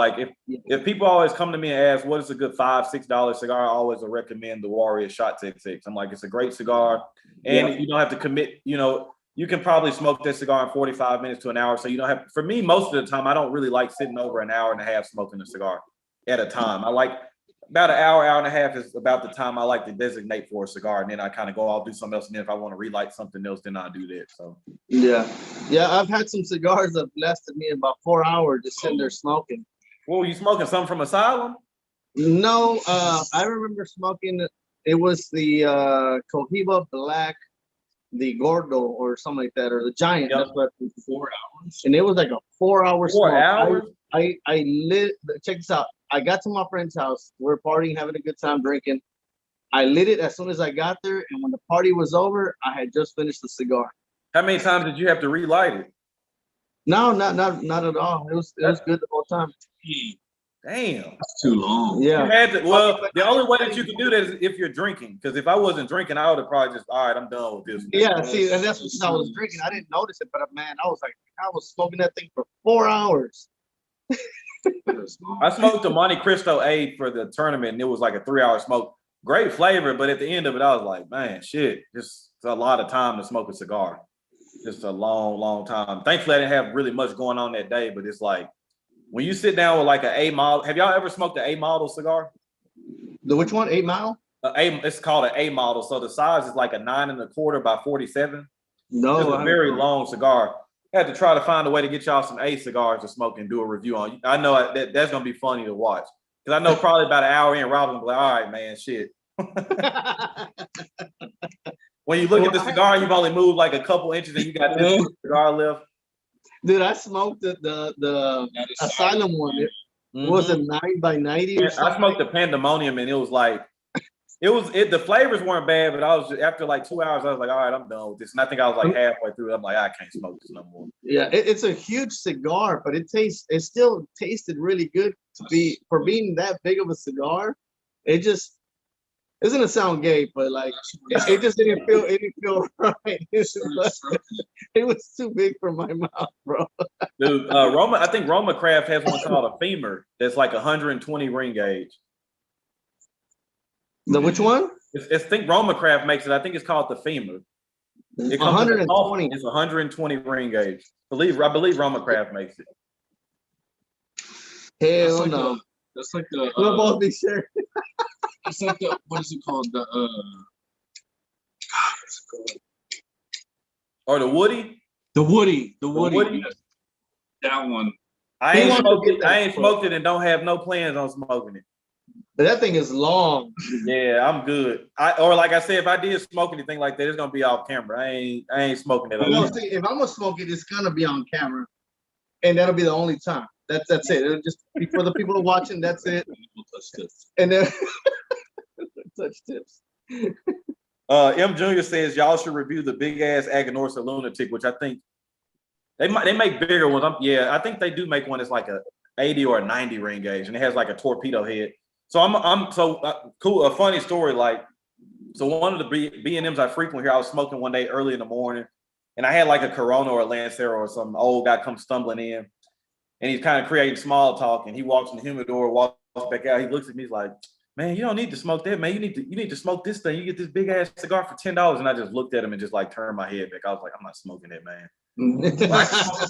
I can smoke this one cigar all day." I was like, "Why would you want to?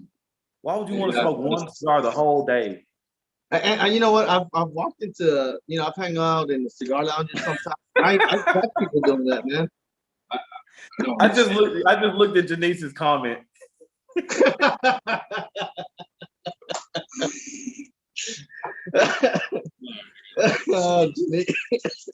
Hey Carrie, that My Food's another big cigar. Yeah, you're gonna have to set aside some time for that cigar. It's a big cigar.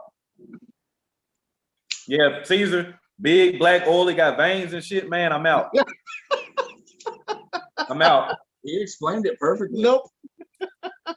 I didn't even say black though. I didn't say that. See, now I put it worse in my mouth. We need to go back and. I said the cigar was called Cohiba Black. That's all I said.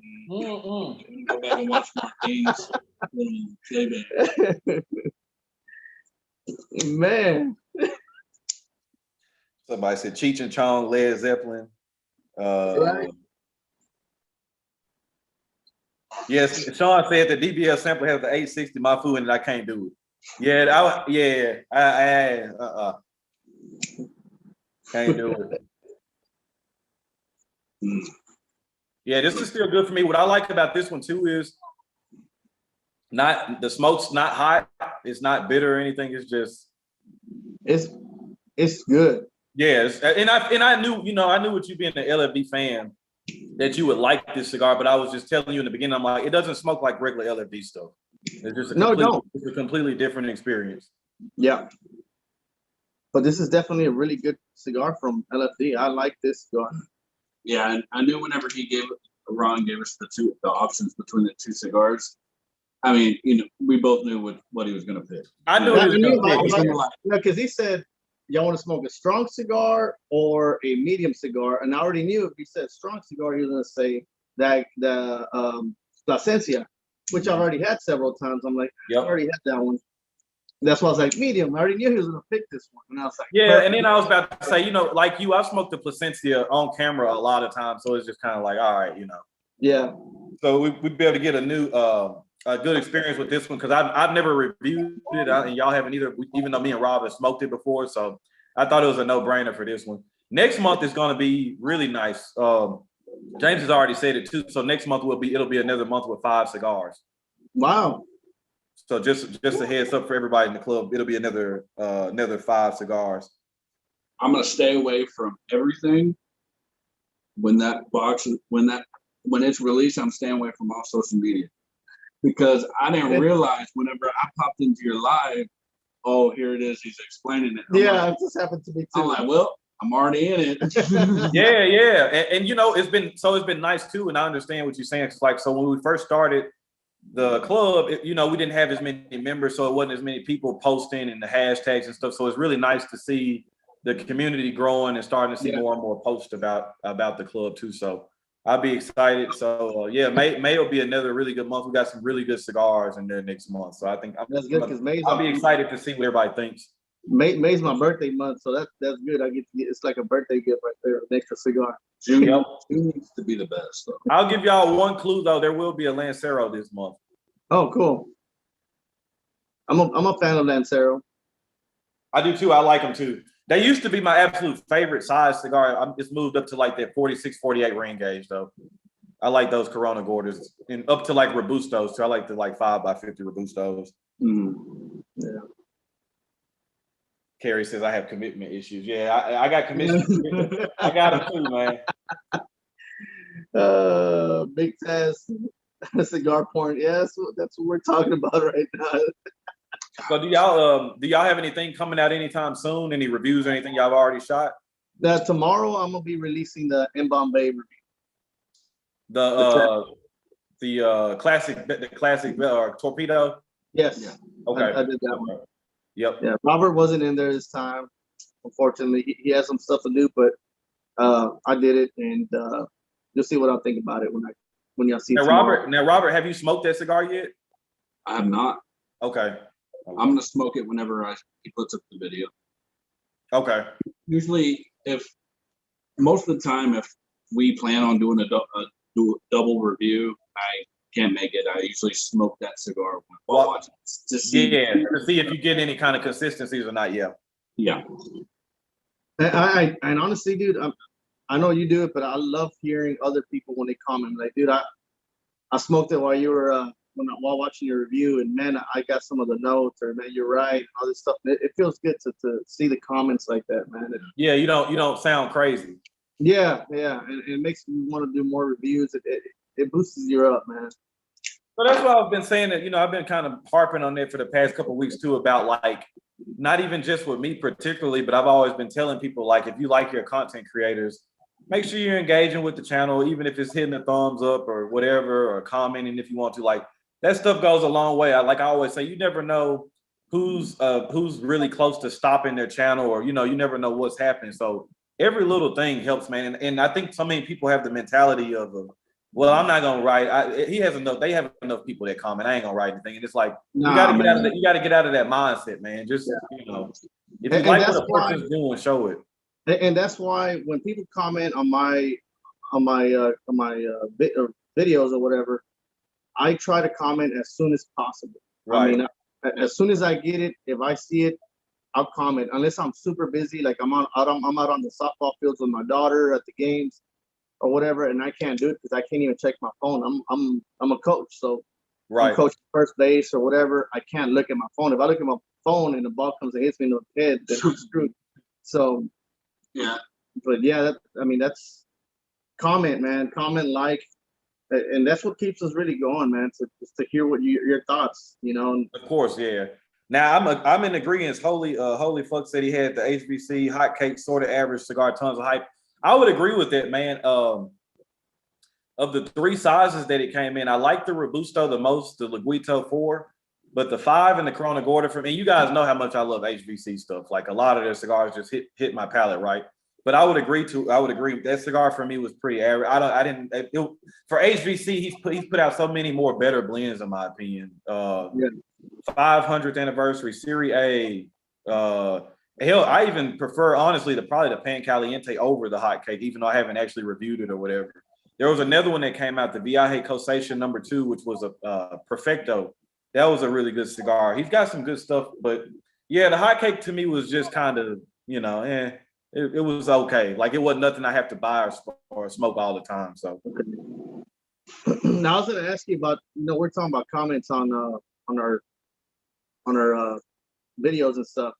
Have you ever had a problem where you see somebody comment on your video and you go check what it is, and it's been taken off from YouTube? Most of the time, it's them deleting the comment. It's what? If it's like the ones that I've experienced, like it'll be a person, like, say, like, for example, like, a lot of times people will make comments on the video before they watch the whole video, which is a pet peeve of mine. Watch the whole video, because a lot of times the questions that you'll have, at least speaking for me, I try to be as thorough as possible. So a person, you could tell when they first start watching the video, they'll comment, and then at the end they're like, oh, you answered, and so they'll delete their comment. But it'll still show it like it's there, but when you click on it, it won't go. It's probably them just deleting their own comment. No, I've seen. Well, I've gotten some like that where I can tell they're watching and commenting at the same time while they're watching, because they'll comment several times on certain things that I've said. Right. And I'm like, okay, he's watching it. You know, I'm pretty sure I'll probably get another one later and I'll see it again. Boom, boom, boom. But Yep. there's some times where I can tell they watch the whole thing, and they'll comment. It won't really say much about what we're talking about, but they'll say something different, maybe something nice or whatever. They're not even saying nothing bad, but it'll tell me that you know, that they delete stuff that's not appropriate.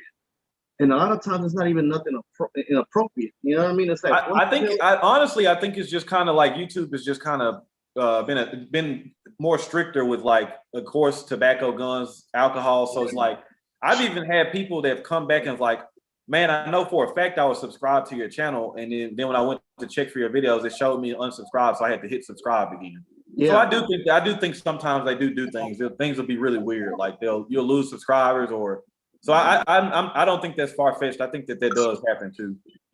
Yeah, but I've gotten quite a few, man, and I'm like, one of them was from the owner of a Crazy Monkey. He said something really nice, like, man, I thank you guys, blah blah blah blah.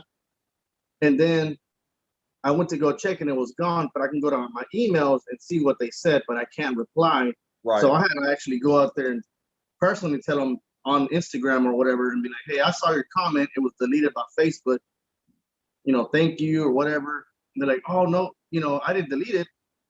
You know, I don't know why it was deleted. I'm like, I don't know either. It don't say nothing bad. There's no cuss words, no nothing. It was just right.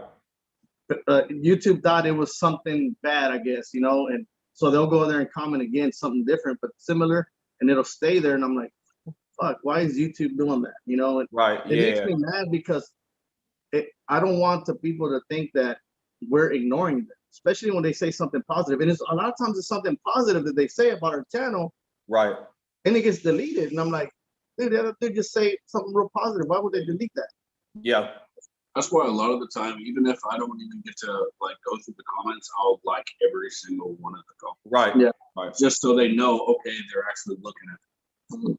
Yeah, so I've gotten to that point now too, where it's like it's just the reality of it is I was more so able to answer a lot of stuff in the past, but just more comments and more people watching. It's just like sometimes time is kind of tight. So like you said, even if I don't get to respond to stuff, I try to at least like the comment to let people know I'm at least watching it or I've seen it. So I'll try to do that, and then you know, but like I said, even the same thing with DMs and stuff too. I get a lot of I try to especially answer emails, but like DMs and stuff, a lot of times I just can't respond. It's just a lot of stuff, man. So it's just like I can't respond to everything.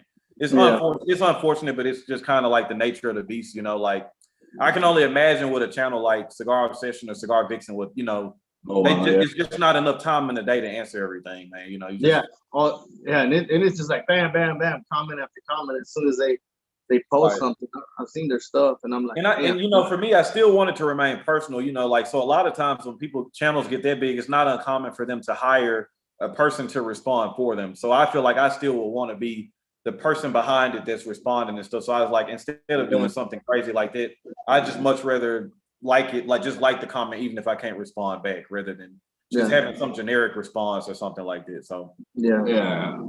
Like once you get to that point, once it's not even you replying back, I feel like you lose care for your subscribers. So. Yep.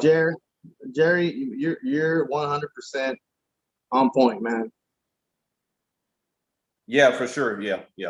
And it's not even just like you said, Facebook. All of them get to a certain point like that too. All these social media outlets are just becoming just trying to focus on being PC. But it's just kind of weird, right? You'll post some things and not saying anything against females, because I like looking at females in bikinis and stuff too. But it's like you'll see that stuff and none of that stuff gets flagged or anything, you know. But it's like you post a certain picture of something, it's like, you know, I don't get it either.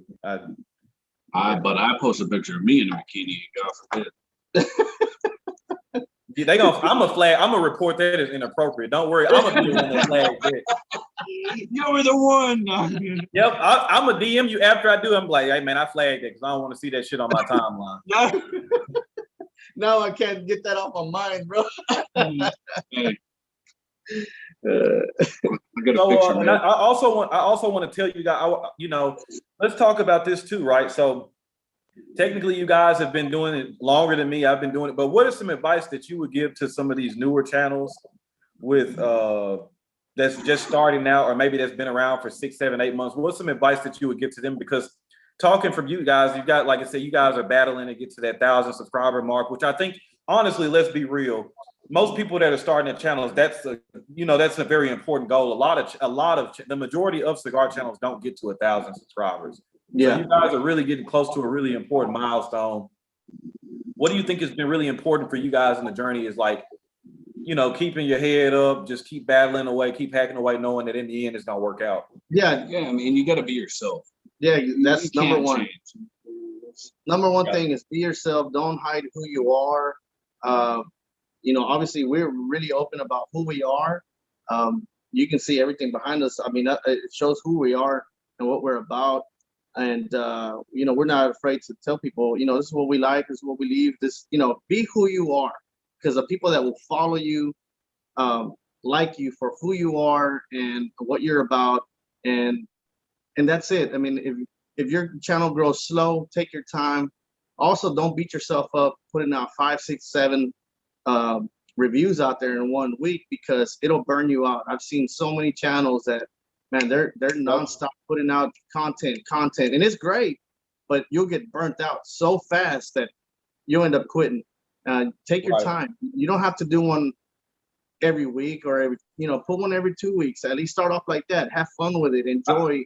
I always say too, like I always say, I don't know, everybody's goals are different, but I always tell people, make sure you're having fun, because if you aren't careful and you let the community kind of dictate what you're doing, it becomes a job, and then it loses its fun aspect of it. Exactly. And if it ain't fun, to me, it's not a point in doing it, because like you guys know, we're not monetized. And I think last month I made like $7 on YouTube or something like this. So it's like the amount of time and effort, the amount of money you have tied up in equipment, software and stuff, it's like you're losing money doing it. So you got to love what you're doing and have fun doing it. And yes. I think, like you said, the quickest way to burn yourself out is you look at other people and you try to keep up with them instead of kind of running your own race. So I've always tried to do that too. Yeah, don't worry about anybody else, what anybody else is doing. Just don't copy other people. Right. Do your own thing, be yourself, take your time, have fun, enjoy it. And if you do that, you'll last a long time. That's why we do it. We've been doing it for a little while. And we've been doing this for about 2.5 years. Yep. And we're about to hit 1,000 subscribers, but we're not putting out content like crazy. We'll put one video out maybe a week, maybe 2 a week. Right. And if we can, we're busy, we work, we got a lot of things going on in life. And sometimes life gets in the way, and sometimes I can't even put one out in a week because we're so damn busy. But that's what keeps us going. You know what I mean? Family first. You got to think about that too. Don't forget, of course, family always first. They are in the chat going on Kevin being butt naked in front of the room 101 sign too. I'm telling you. Now, M Junior said Kevin's getting ready for his OnlyFans page. Yeah, right. There you go. I already got one. No, I'm kidding. Oh God. How much you charge? No, dude, no. $3.99. I already get harassed by. I've already been harassed by several men from the cigar industry. That if I do that,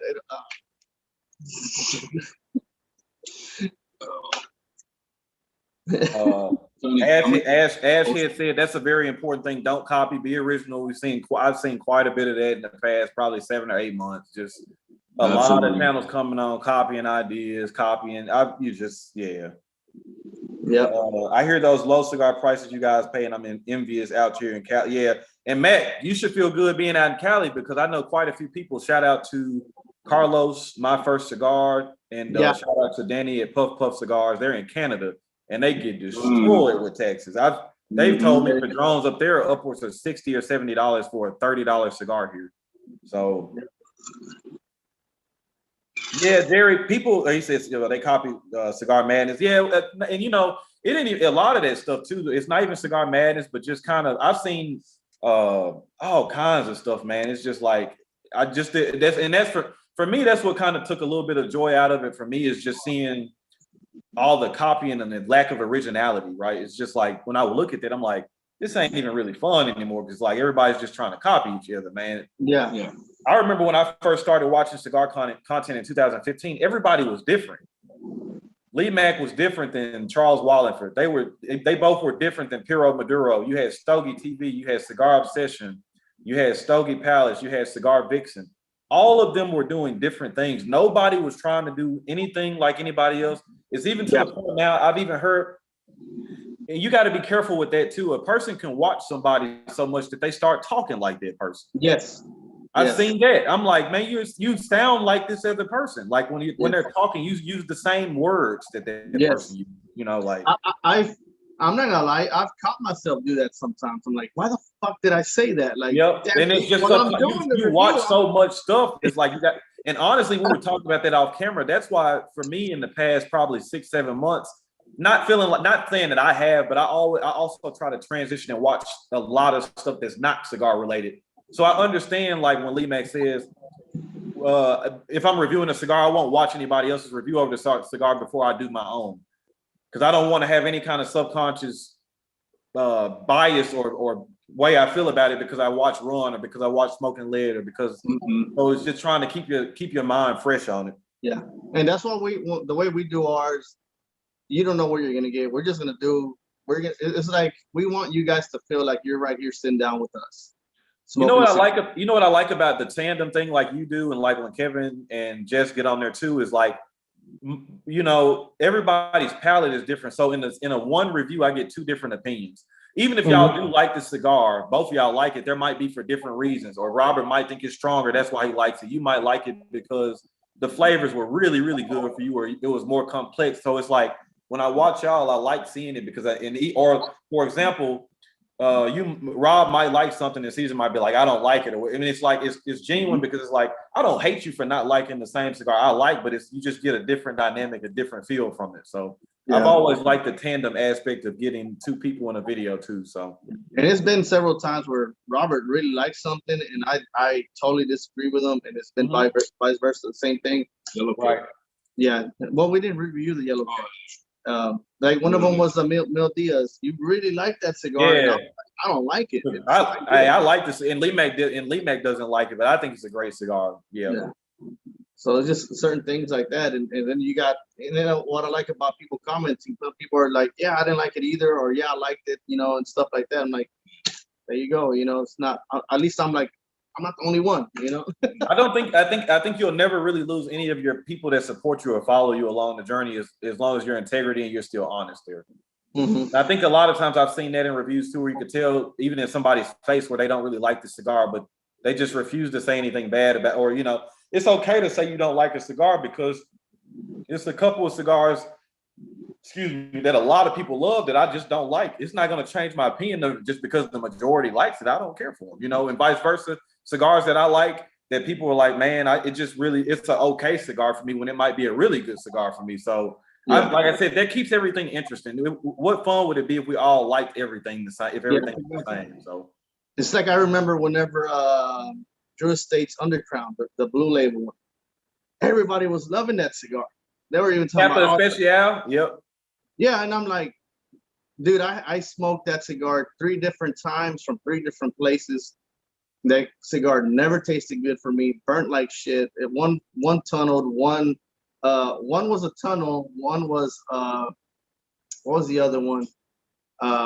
Canoed. Yeah. I mean, I've always had problems with that cigar, and it's tasted like crap. I'm like, why does everybody like this cigar so much? When I tried the shade, which I'm not a really big Connecticut guy or anything like that, but when I tried the shade, I liked it a lot more. Burnt great. It was an amazing cigar. Cool, whatever. But not a lot of people talked about that cigar as much as the other one. It was the same thing with the Crazy Monkey. Y'all both really, really enjoyed that cigar. Yeah. For me, I didn't think it was bad, but I didn't like it as much as either one of y'all. It's like it does, especially with like me and Rob's palate being close. It's like, all right, cool. This just shows we don't like everything the same, but it's like. And what I liked about that cigar is that it was really different to us compared to your regular cigars. That's like the Brothers of the Leaf. Yeah. Yep. Oh man, it didn't do that much for me at all. If you go back to that review, man, we trashed the crap out of that cigar, man. Yeah. And I felt bad. Well, I didn't feel bad. I was just like, damn. Janice says she's not crazy about the Mil Diaz either. So she's with you, Rob. Or I mean with you, Caesar. Yeah, and we trashed the crap out of that cigar. I even got a comment from Sean said the same thing. He thought the Mil Diaz was boring. And M Jr. says, I'm not a fan of the Undercrown series, which I'm not either, but I do like the Dogma, the Shady XX, and like the Dojo edition of the Sun Grown. But the regular Undercrown stuff, I'm like, yeah, I like the Dojo. Good. I don't know if it's something about that particular blend or whatever, but like for the majority of the Undercrown series, it's like, I'm not really a fan either. Yeah, but that Sun Grown Dojo one, that one was actually pretty good. I smoked it on Easter, and that one was good. Now everybody raved about the Shade Connecticut, that like Perfecto with the like nipple on the end of it. It's like a weird shape that kind of tapers down to a nipple, and everybody's like, I finally smoked it. That one. Yeah. That one was okay. That was good. I wasn't crazy about that one. I was like, it's all right. I like the regular shade, not that one as much. I'll pick the regular shade than that one. Yep. It's just Manny. What's going on, man? Brother Elise Lancero I don't really think I know anybody that did really particularly care for the Brother Elise Lancero. Actually, okay, which one's on it? We just smoked the regular. No, we didn't. Yeah, we did was it Toro? Yeah, it was a Toro. And we didn't like it. We trashed it. If you go back to our review, we trashed it. But I smoked it recently, and it was a Lancero. Tasted a lot better than the Toro. Yeah. You know, and I was like, well, actually this, and I was kind of scared. I was like, man, I hope it don't taste that way it did. So I still lit it up. And I was like, like I said earlier, I think as long as you're honest and have some integrity with it, like it's just okay. It's okay. It's like sometimes it's not what you say, it's how you say it. You know, you can not like something and say it the right way, you know. Yeah. And I had somebody that we all know, and he messaged me right when he saw that review, and he goes, damn, dude. He called me personally. He's like, you really trashed Drew Estate on this one. You're going to lose a lot of Drew Estate fanboys. Hey, good luck on Drew Estate sending you anything at all. If they want to, if you're thinking that you're going to send you anything, I'm like, man, I really don't care if they send me anything. I mean, but it's the same thing here, right? So like I did a Drew Estate series last year, and I think I reviewed 6 cigars. I liked 3 of them. 3 of them I didn't really care for. And of the 3 I didn't like, some of them were like really limited stuff, like the pork belly. And I'm like, to me, I'm like, the stuff that they sell in the regular store tastes better than this. I just think it's a play on the size of the cigar, and then the fact of in our minds we think, oh, it's limited and more rare, so subconsciously we force ourselves to think that something's better. That's why I always try to combat the people with stories and these bands, and that's why I say you have to try to train yourself to just let the cigar speak to you. Don't get caught up in the stories. Don't get caught up in the bands look cool, because subconsciously you'll make yourself think that something's better than it actually is. So me and Lee Mack and Kevin have all started kind of sending cigars to each other without bands on them. Like if Lee Mack just reviewed a cigar that I sent him a while ago that didn't have a band on it, just to get a straight. It's like you're not gonna know anything about the cigar. You just smoke it and tell me what you think. Because a lot of the cigars I see people reviewing, I think some of it's this or not genuine. I think a lot of it's a play on the bands. I think it's a lot of play on what it's a part of. So people just automatically just are, it's a good cigar. Yeah. So I've said I'm not afraid to say it even with Black Line too. I always feel like for me, right? So like if we do 5 cigars, or if we do 4 cigars, if every month you like 3 of the 4 cigars, for me, I feel like I did a pretty good job. I'm not expecting everybody to like every cigar. I feel like 1 cigar out of the 4, you might say, it's okay, or I didn't care for it. I'm okay with it. But I think a lot of people, or a lot of companies or clubs, they just refute. They just don't want to hear that. And it's not the reality. It's just not the reality, man. You're not gonna like everything. So I'd much rather a person be honest with me, because I tell people, even if it's a bad review, quote unquote, it's great for me because it just keeps me thinking, it keeps me engaged, and makes me work harder. Yeah, I don't like hearing everything is great. It's just like that's too easy. I want to think. I want to be more engaged. I want to think harder on it. So you tell me the thing that I want people to say though. Don't say you just didn't like the cigar. Tell me why you didn't like the cigar. Yeah. That's what's going to be information that's needed to help get everything better and help it grow. Tell me what you didn't like about it. You know. Yeah. Yeah. Well, when I got marketing shit, Janice, marketing shit. Well, Like, I get it, right? Marketing is a part of it. Like that, you have to market, but it's like there is a such thing. You know, we've all seen that stuff, man. Like, think about this too. Let's look at cars, for example. Mercedes-Benz, BMW, Porsche, Ferrari. You don't really see advertisements. They don't have to. No, The product's good. not really. The product's good. They don't have to sell it. It's for a particular audience.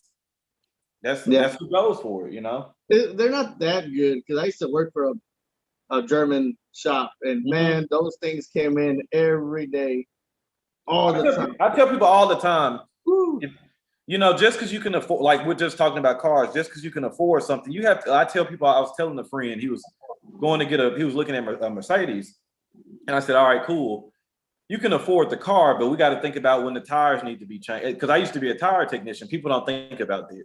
Okay, you got this nice CLK series Benz or whatever. It's staggered wheels. So you got 19s in the back, 18s in the front. Then you don't think about it. You're at $1,200-$1,300 just for tires. An oil change is $150. If you have a higher than that now. if you have a convertible top with a rag and something happens to it, like you got to look at the maintenance on there too. So I don't think a lot of people really think about things like that. I worked for a German shop where they fixed they worked on Porsches, BMWs, Mercedes. Yep. They also worked on Bentleys and Audis, Maseratis and stuff like that. Yeah. So, and I was fortunate enough to always drive them around like if they were mine, because they would also tell me, hey, test it out, go drive it around, 30 miles and come back. Let me know if you hear anything. Dog it out a little bit if you have to. Or every time you take a left turn, take a hard left turn and then come back. Let me know if you heard anything. So that was a fun part of my job. But a lot of times when I saw their ticket, man, it could be just a regular oil change, and that thing is like 200 and something bucks. And I'm going, damn, dude, for an oil change? Like on my Silverado, it's like $60. Yeah, I'm gonna just stay in my Honda and be happy. Exactly. That's I deliver car parts and everything like that all day long. So like I'm sitting there, I'm seeing all this like from like y'all are mentioning like Audis, BMW, all these, $300-$400 for a radiator. Yeah. And a lot of these newer, mine's like $60. Yep. Good luck with that. But and then here's another thing too, like even on older cars, you can go to junkyards where like the car might have been damaged, but like let's say the rear trunk got crushed in, but you might need to pull something from the engine. Well, if you got a Maserati or some certain cars, you're not going to find that car in no junkyard or nowhere. You know what I mean? No. You have to have a special technician with the special tools because they have the computers to diagnose the car. These newer Mercedes and BMWs, it's crazy, bro, because they'll bring it in and they're like, it's not working right. I'm like, they'll check it out and they're like, oh, the computer's got to have an update. I'm like, when I first started working there, I'm like, update? What do you mean an update? It's like a cell phone. When you update your cell phone, when you get your computer on your car needs an update, and that's going to cost you $250, $300. I'm going, hell no. But then here's the thing. Here's the other side of that too. You hear a person complaining about that, and then my thing is, I don't feel sorry for you because you should have did more research before you bought the car. Right? Yeah. Yep. That's tough. You shouldn't be. I mean, if you can't afford the maintenance and the upkeep of the car, you shouldn't have the car. Exactly. Yep. Now I will say the new Corvette's beautiful. They grew on me a little bit. My dad has a Corvette. Like, I like the older style. He has a 2015. Like, I like that style more. But like the newer ones are growing on me. But it was just like I looked at it and I'm like, I don't want a Ferrari. If I want a Ferrari, I'm gonna sell this Ferrari. Hey, dude, I'm a big Corvette guy. I love Corvette. I do too. I'm just a Chevy guy. Period. Like, my dream car is a '63 split window Corvette. Dude, I love to have like a Chevy. like that's what I'm gonna, I love the bubble top Impalas and Biscaynes and stuff. I like the old Chevelles. Like, I like old cars too, but it's just like, I'm a big Chevy guy, but I don't even know what else to say anymore. It's just the Corvettes, the new Corvettes. And on the pictures, when I saw them coming out, I was like, man, that looks like a badass Corvette. It looks like a Ferrari, But when I saw it in person, I'm like, Yeah, that's too much. I want the original looking Corvette, you know, with the pop-up lights. You know, why can't y'all bring that back? Right. And I found out that laws has changed in the United States where you can't have cars can't have pop-up lights anymore because of the height of the car. Well, and for me too, I look at it like this, like if I'm spending 70, 80, $90,000 on a car, like for me, I feel like it's gotten so saturated. And so that's kind of taking my love away from newer, like Corvettes, Mustangs, Camaros, Challengers, Chargers, especially here in the city, they've become so saturated. It's like every stoplight you see 4 or 5 of each. Yeah. So it's like if I'm spending 70, 80, $90,000, I don't want it to be, that's why for me, like this might be unpopular, but like I really hate that they turned a lot of those cars into 6-cylinders. Yeah. If you want a muscle car like or Mustang, all right, cool, but like Corvettes, no, bro. Camaros. Have you seen the new Mustang that's coming out? No, it's a 4-door Mustang. I don't see, and for me, like I don't like that because it's like it's a muscle car, man. Like I don't like that they've made it accessible for everybody. So now you're saturating the market with this car. Yeah, it's like, when I was a kid, when you had a Corvette, that was usually an older guy that had a lot of money or was retired. You just didn't have anybody driving around in Corvettes, and now you just see them so much. It's like it's just kind of taking the mystique of the me wanting them now. That's why I kind of tend to want like something really old now, like something that you ain't gonna see all the time. So Smoking Vet's got a 66 Olds 442C, and that's what I'm gonna jump into something like that where whenever I decide to take the car out, like you ain't gonna see it all the time. It's gonna be something really nice. So what's up, James? James is in the house. Okay, so I'm old school. Chevelle Super Sport. No Super Sport. All day long. See, me, it'll be a Chevy Impala, 63 Chevrolet Impala Super Sport, but it'll be all low-ridered out. It'll have 13 by 7-inch Dayton wheels with hydraulics. That's my shit. Might as well donk it out. Nah, bro, no. Yeah, I've always been a fan of the Pro Touring because I always say like when I retire, I want to get a nice car, but I like the Pro Touring because you still get the old classic look, but you get the fuel injected motor. You still get the nice interior and stuff. So it's like I want the old look, but I also want to be able to, if I want to drive the car from South Carolina across the country, it'll make it. Yeah, I got air conditioning, but it still keeps the classic lines. It still looks like a classic car. So yeah. Oh, 1982 Chevy El Camino. El Camino's a nice too. El Camino. Yeah. But yeah, man, I say, well, I think overall we'll give our final thoughts before we get out of here. We've been up for 2 hours. It went by quick. Really? I'm still smoking. Yeah, I still got. That's why I said it's a long smoking cigar. But James is in the chat, so I'm sure James will be able to. I mean, I know it's featured in the club. James will be able to say if this cigar is in the shop or not. But if you're not a club member and it sounds like something that will interest you, you still could. If he has it in the shop, this is something you still want to take a look at. Well, highly recommend it. I think this is a cigar that anybody could approach or anybody could smoke. Very, very good cigar that came out quite a few years ago. It's overlooked. This is one of those ones you pull it out, you walk in the humidor, or you get a B&M smoking it. Somebody kind of comes up and asks, "What are you smoking?" They're like, "Damn, I never heard of that one." Yeah, it's been out for 4 or 5 years. You smoke it, tell them about it. I think this is a hidden gem. So it is a very hidden gem. I mean, this is something they have it at the shop, don't they? And I just passed right by it, man. And I don't know why I'm picking it up. But like I said, this will be something that we'll end up doing once a month. We'll hop on, figure out a cigar we want to smoke from the box and give our thoughts about it, give a little live cigar review, see what we think about it. Yeah, we'll be on here once a month. Reviewing one of the cigars. Yeah. Well, like I say, any other thing you want to tell anybody before we get out of here? I know we touched on y'all's sampler pack that's available now. Like I said, when this gets done processing, I'll copy and paste y'all's channel link, and I will put the sampler pack in the description tab too for anybody that's interested in it. Okay, James just said we'll be in the shop tomorrow. Boxes. Perfect. Y'all got any final words? Just we appreciate every single one of you guys for staying on the show and watching. and just staying here the whole time and supporting us, supporting Ron and Robert and I. Great group of guys that they're on the chat panel, man. Thank you so much. Yeah, for sure. I've got one question. That's What you it. got? Okay. So I'm very like I was gonna say something, but I gotta watch what I'm saying. Picky, like number wise, like I was gonna say anal. I know you. See, so I see that the number of likes, right? Normally I don't like likes, but it's at 39. If someone could hit that like button one more time to get it to 40, that'll be perfect. Hey, or the thumbs down, because that will still equal the total number.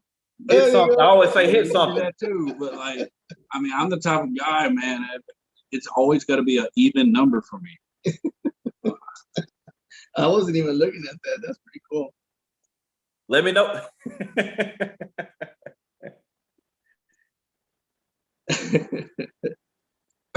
But yeah, absolutely. Thank y'all for stopping by. Oh, it's still. Oh man, it's at 42. 41. All right. Oh, they did it on purpose. Somebody trolling you, man. There, 42. All righty. All right, man. Well, I will get out of here. I appreciate everybody for tuning in to the live stream, man. We appreciate you guys again for not only supporting me, but supporting Rob and Caesar at Smoking Lead. Again, like I said, they're really, really close to 1,000, man. Huge milestone. Help them guys get over there. They got a giveaway. I'll be including something in that. I still got to decide what I want to send over their way, but definitely these guys have been doing it for a while. They deserve to be up there. There are a lot of channels with more subscribers that I don't understand how they are where they are, but hey, it is what it is. I'm not the final judge of everything, but I do know that these guys deserve to be in that 1,000 subscriber club. So actually, there's quite a few channels, sub 1,000 subscriber channels that should be Cigar Show Tim, Cowboy, Ash. There's quite a few channels that should be there. So we got to do our part to make sure that they get to that milestone. But again, thank you guys for tuning in. Y'all already know the name of the game is relaxation and enjoyment. Damn sure don't forget to be driven, never motivated. Rob and Caesar, take us out with y'all trademark. Hey guys, thanks for watching. Enjoy your freedom, like we always say, with a cigar in your mouth and a gun in your hand. God bless you and your family, and God bless America. Y'all be good. We'll see y'all later.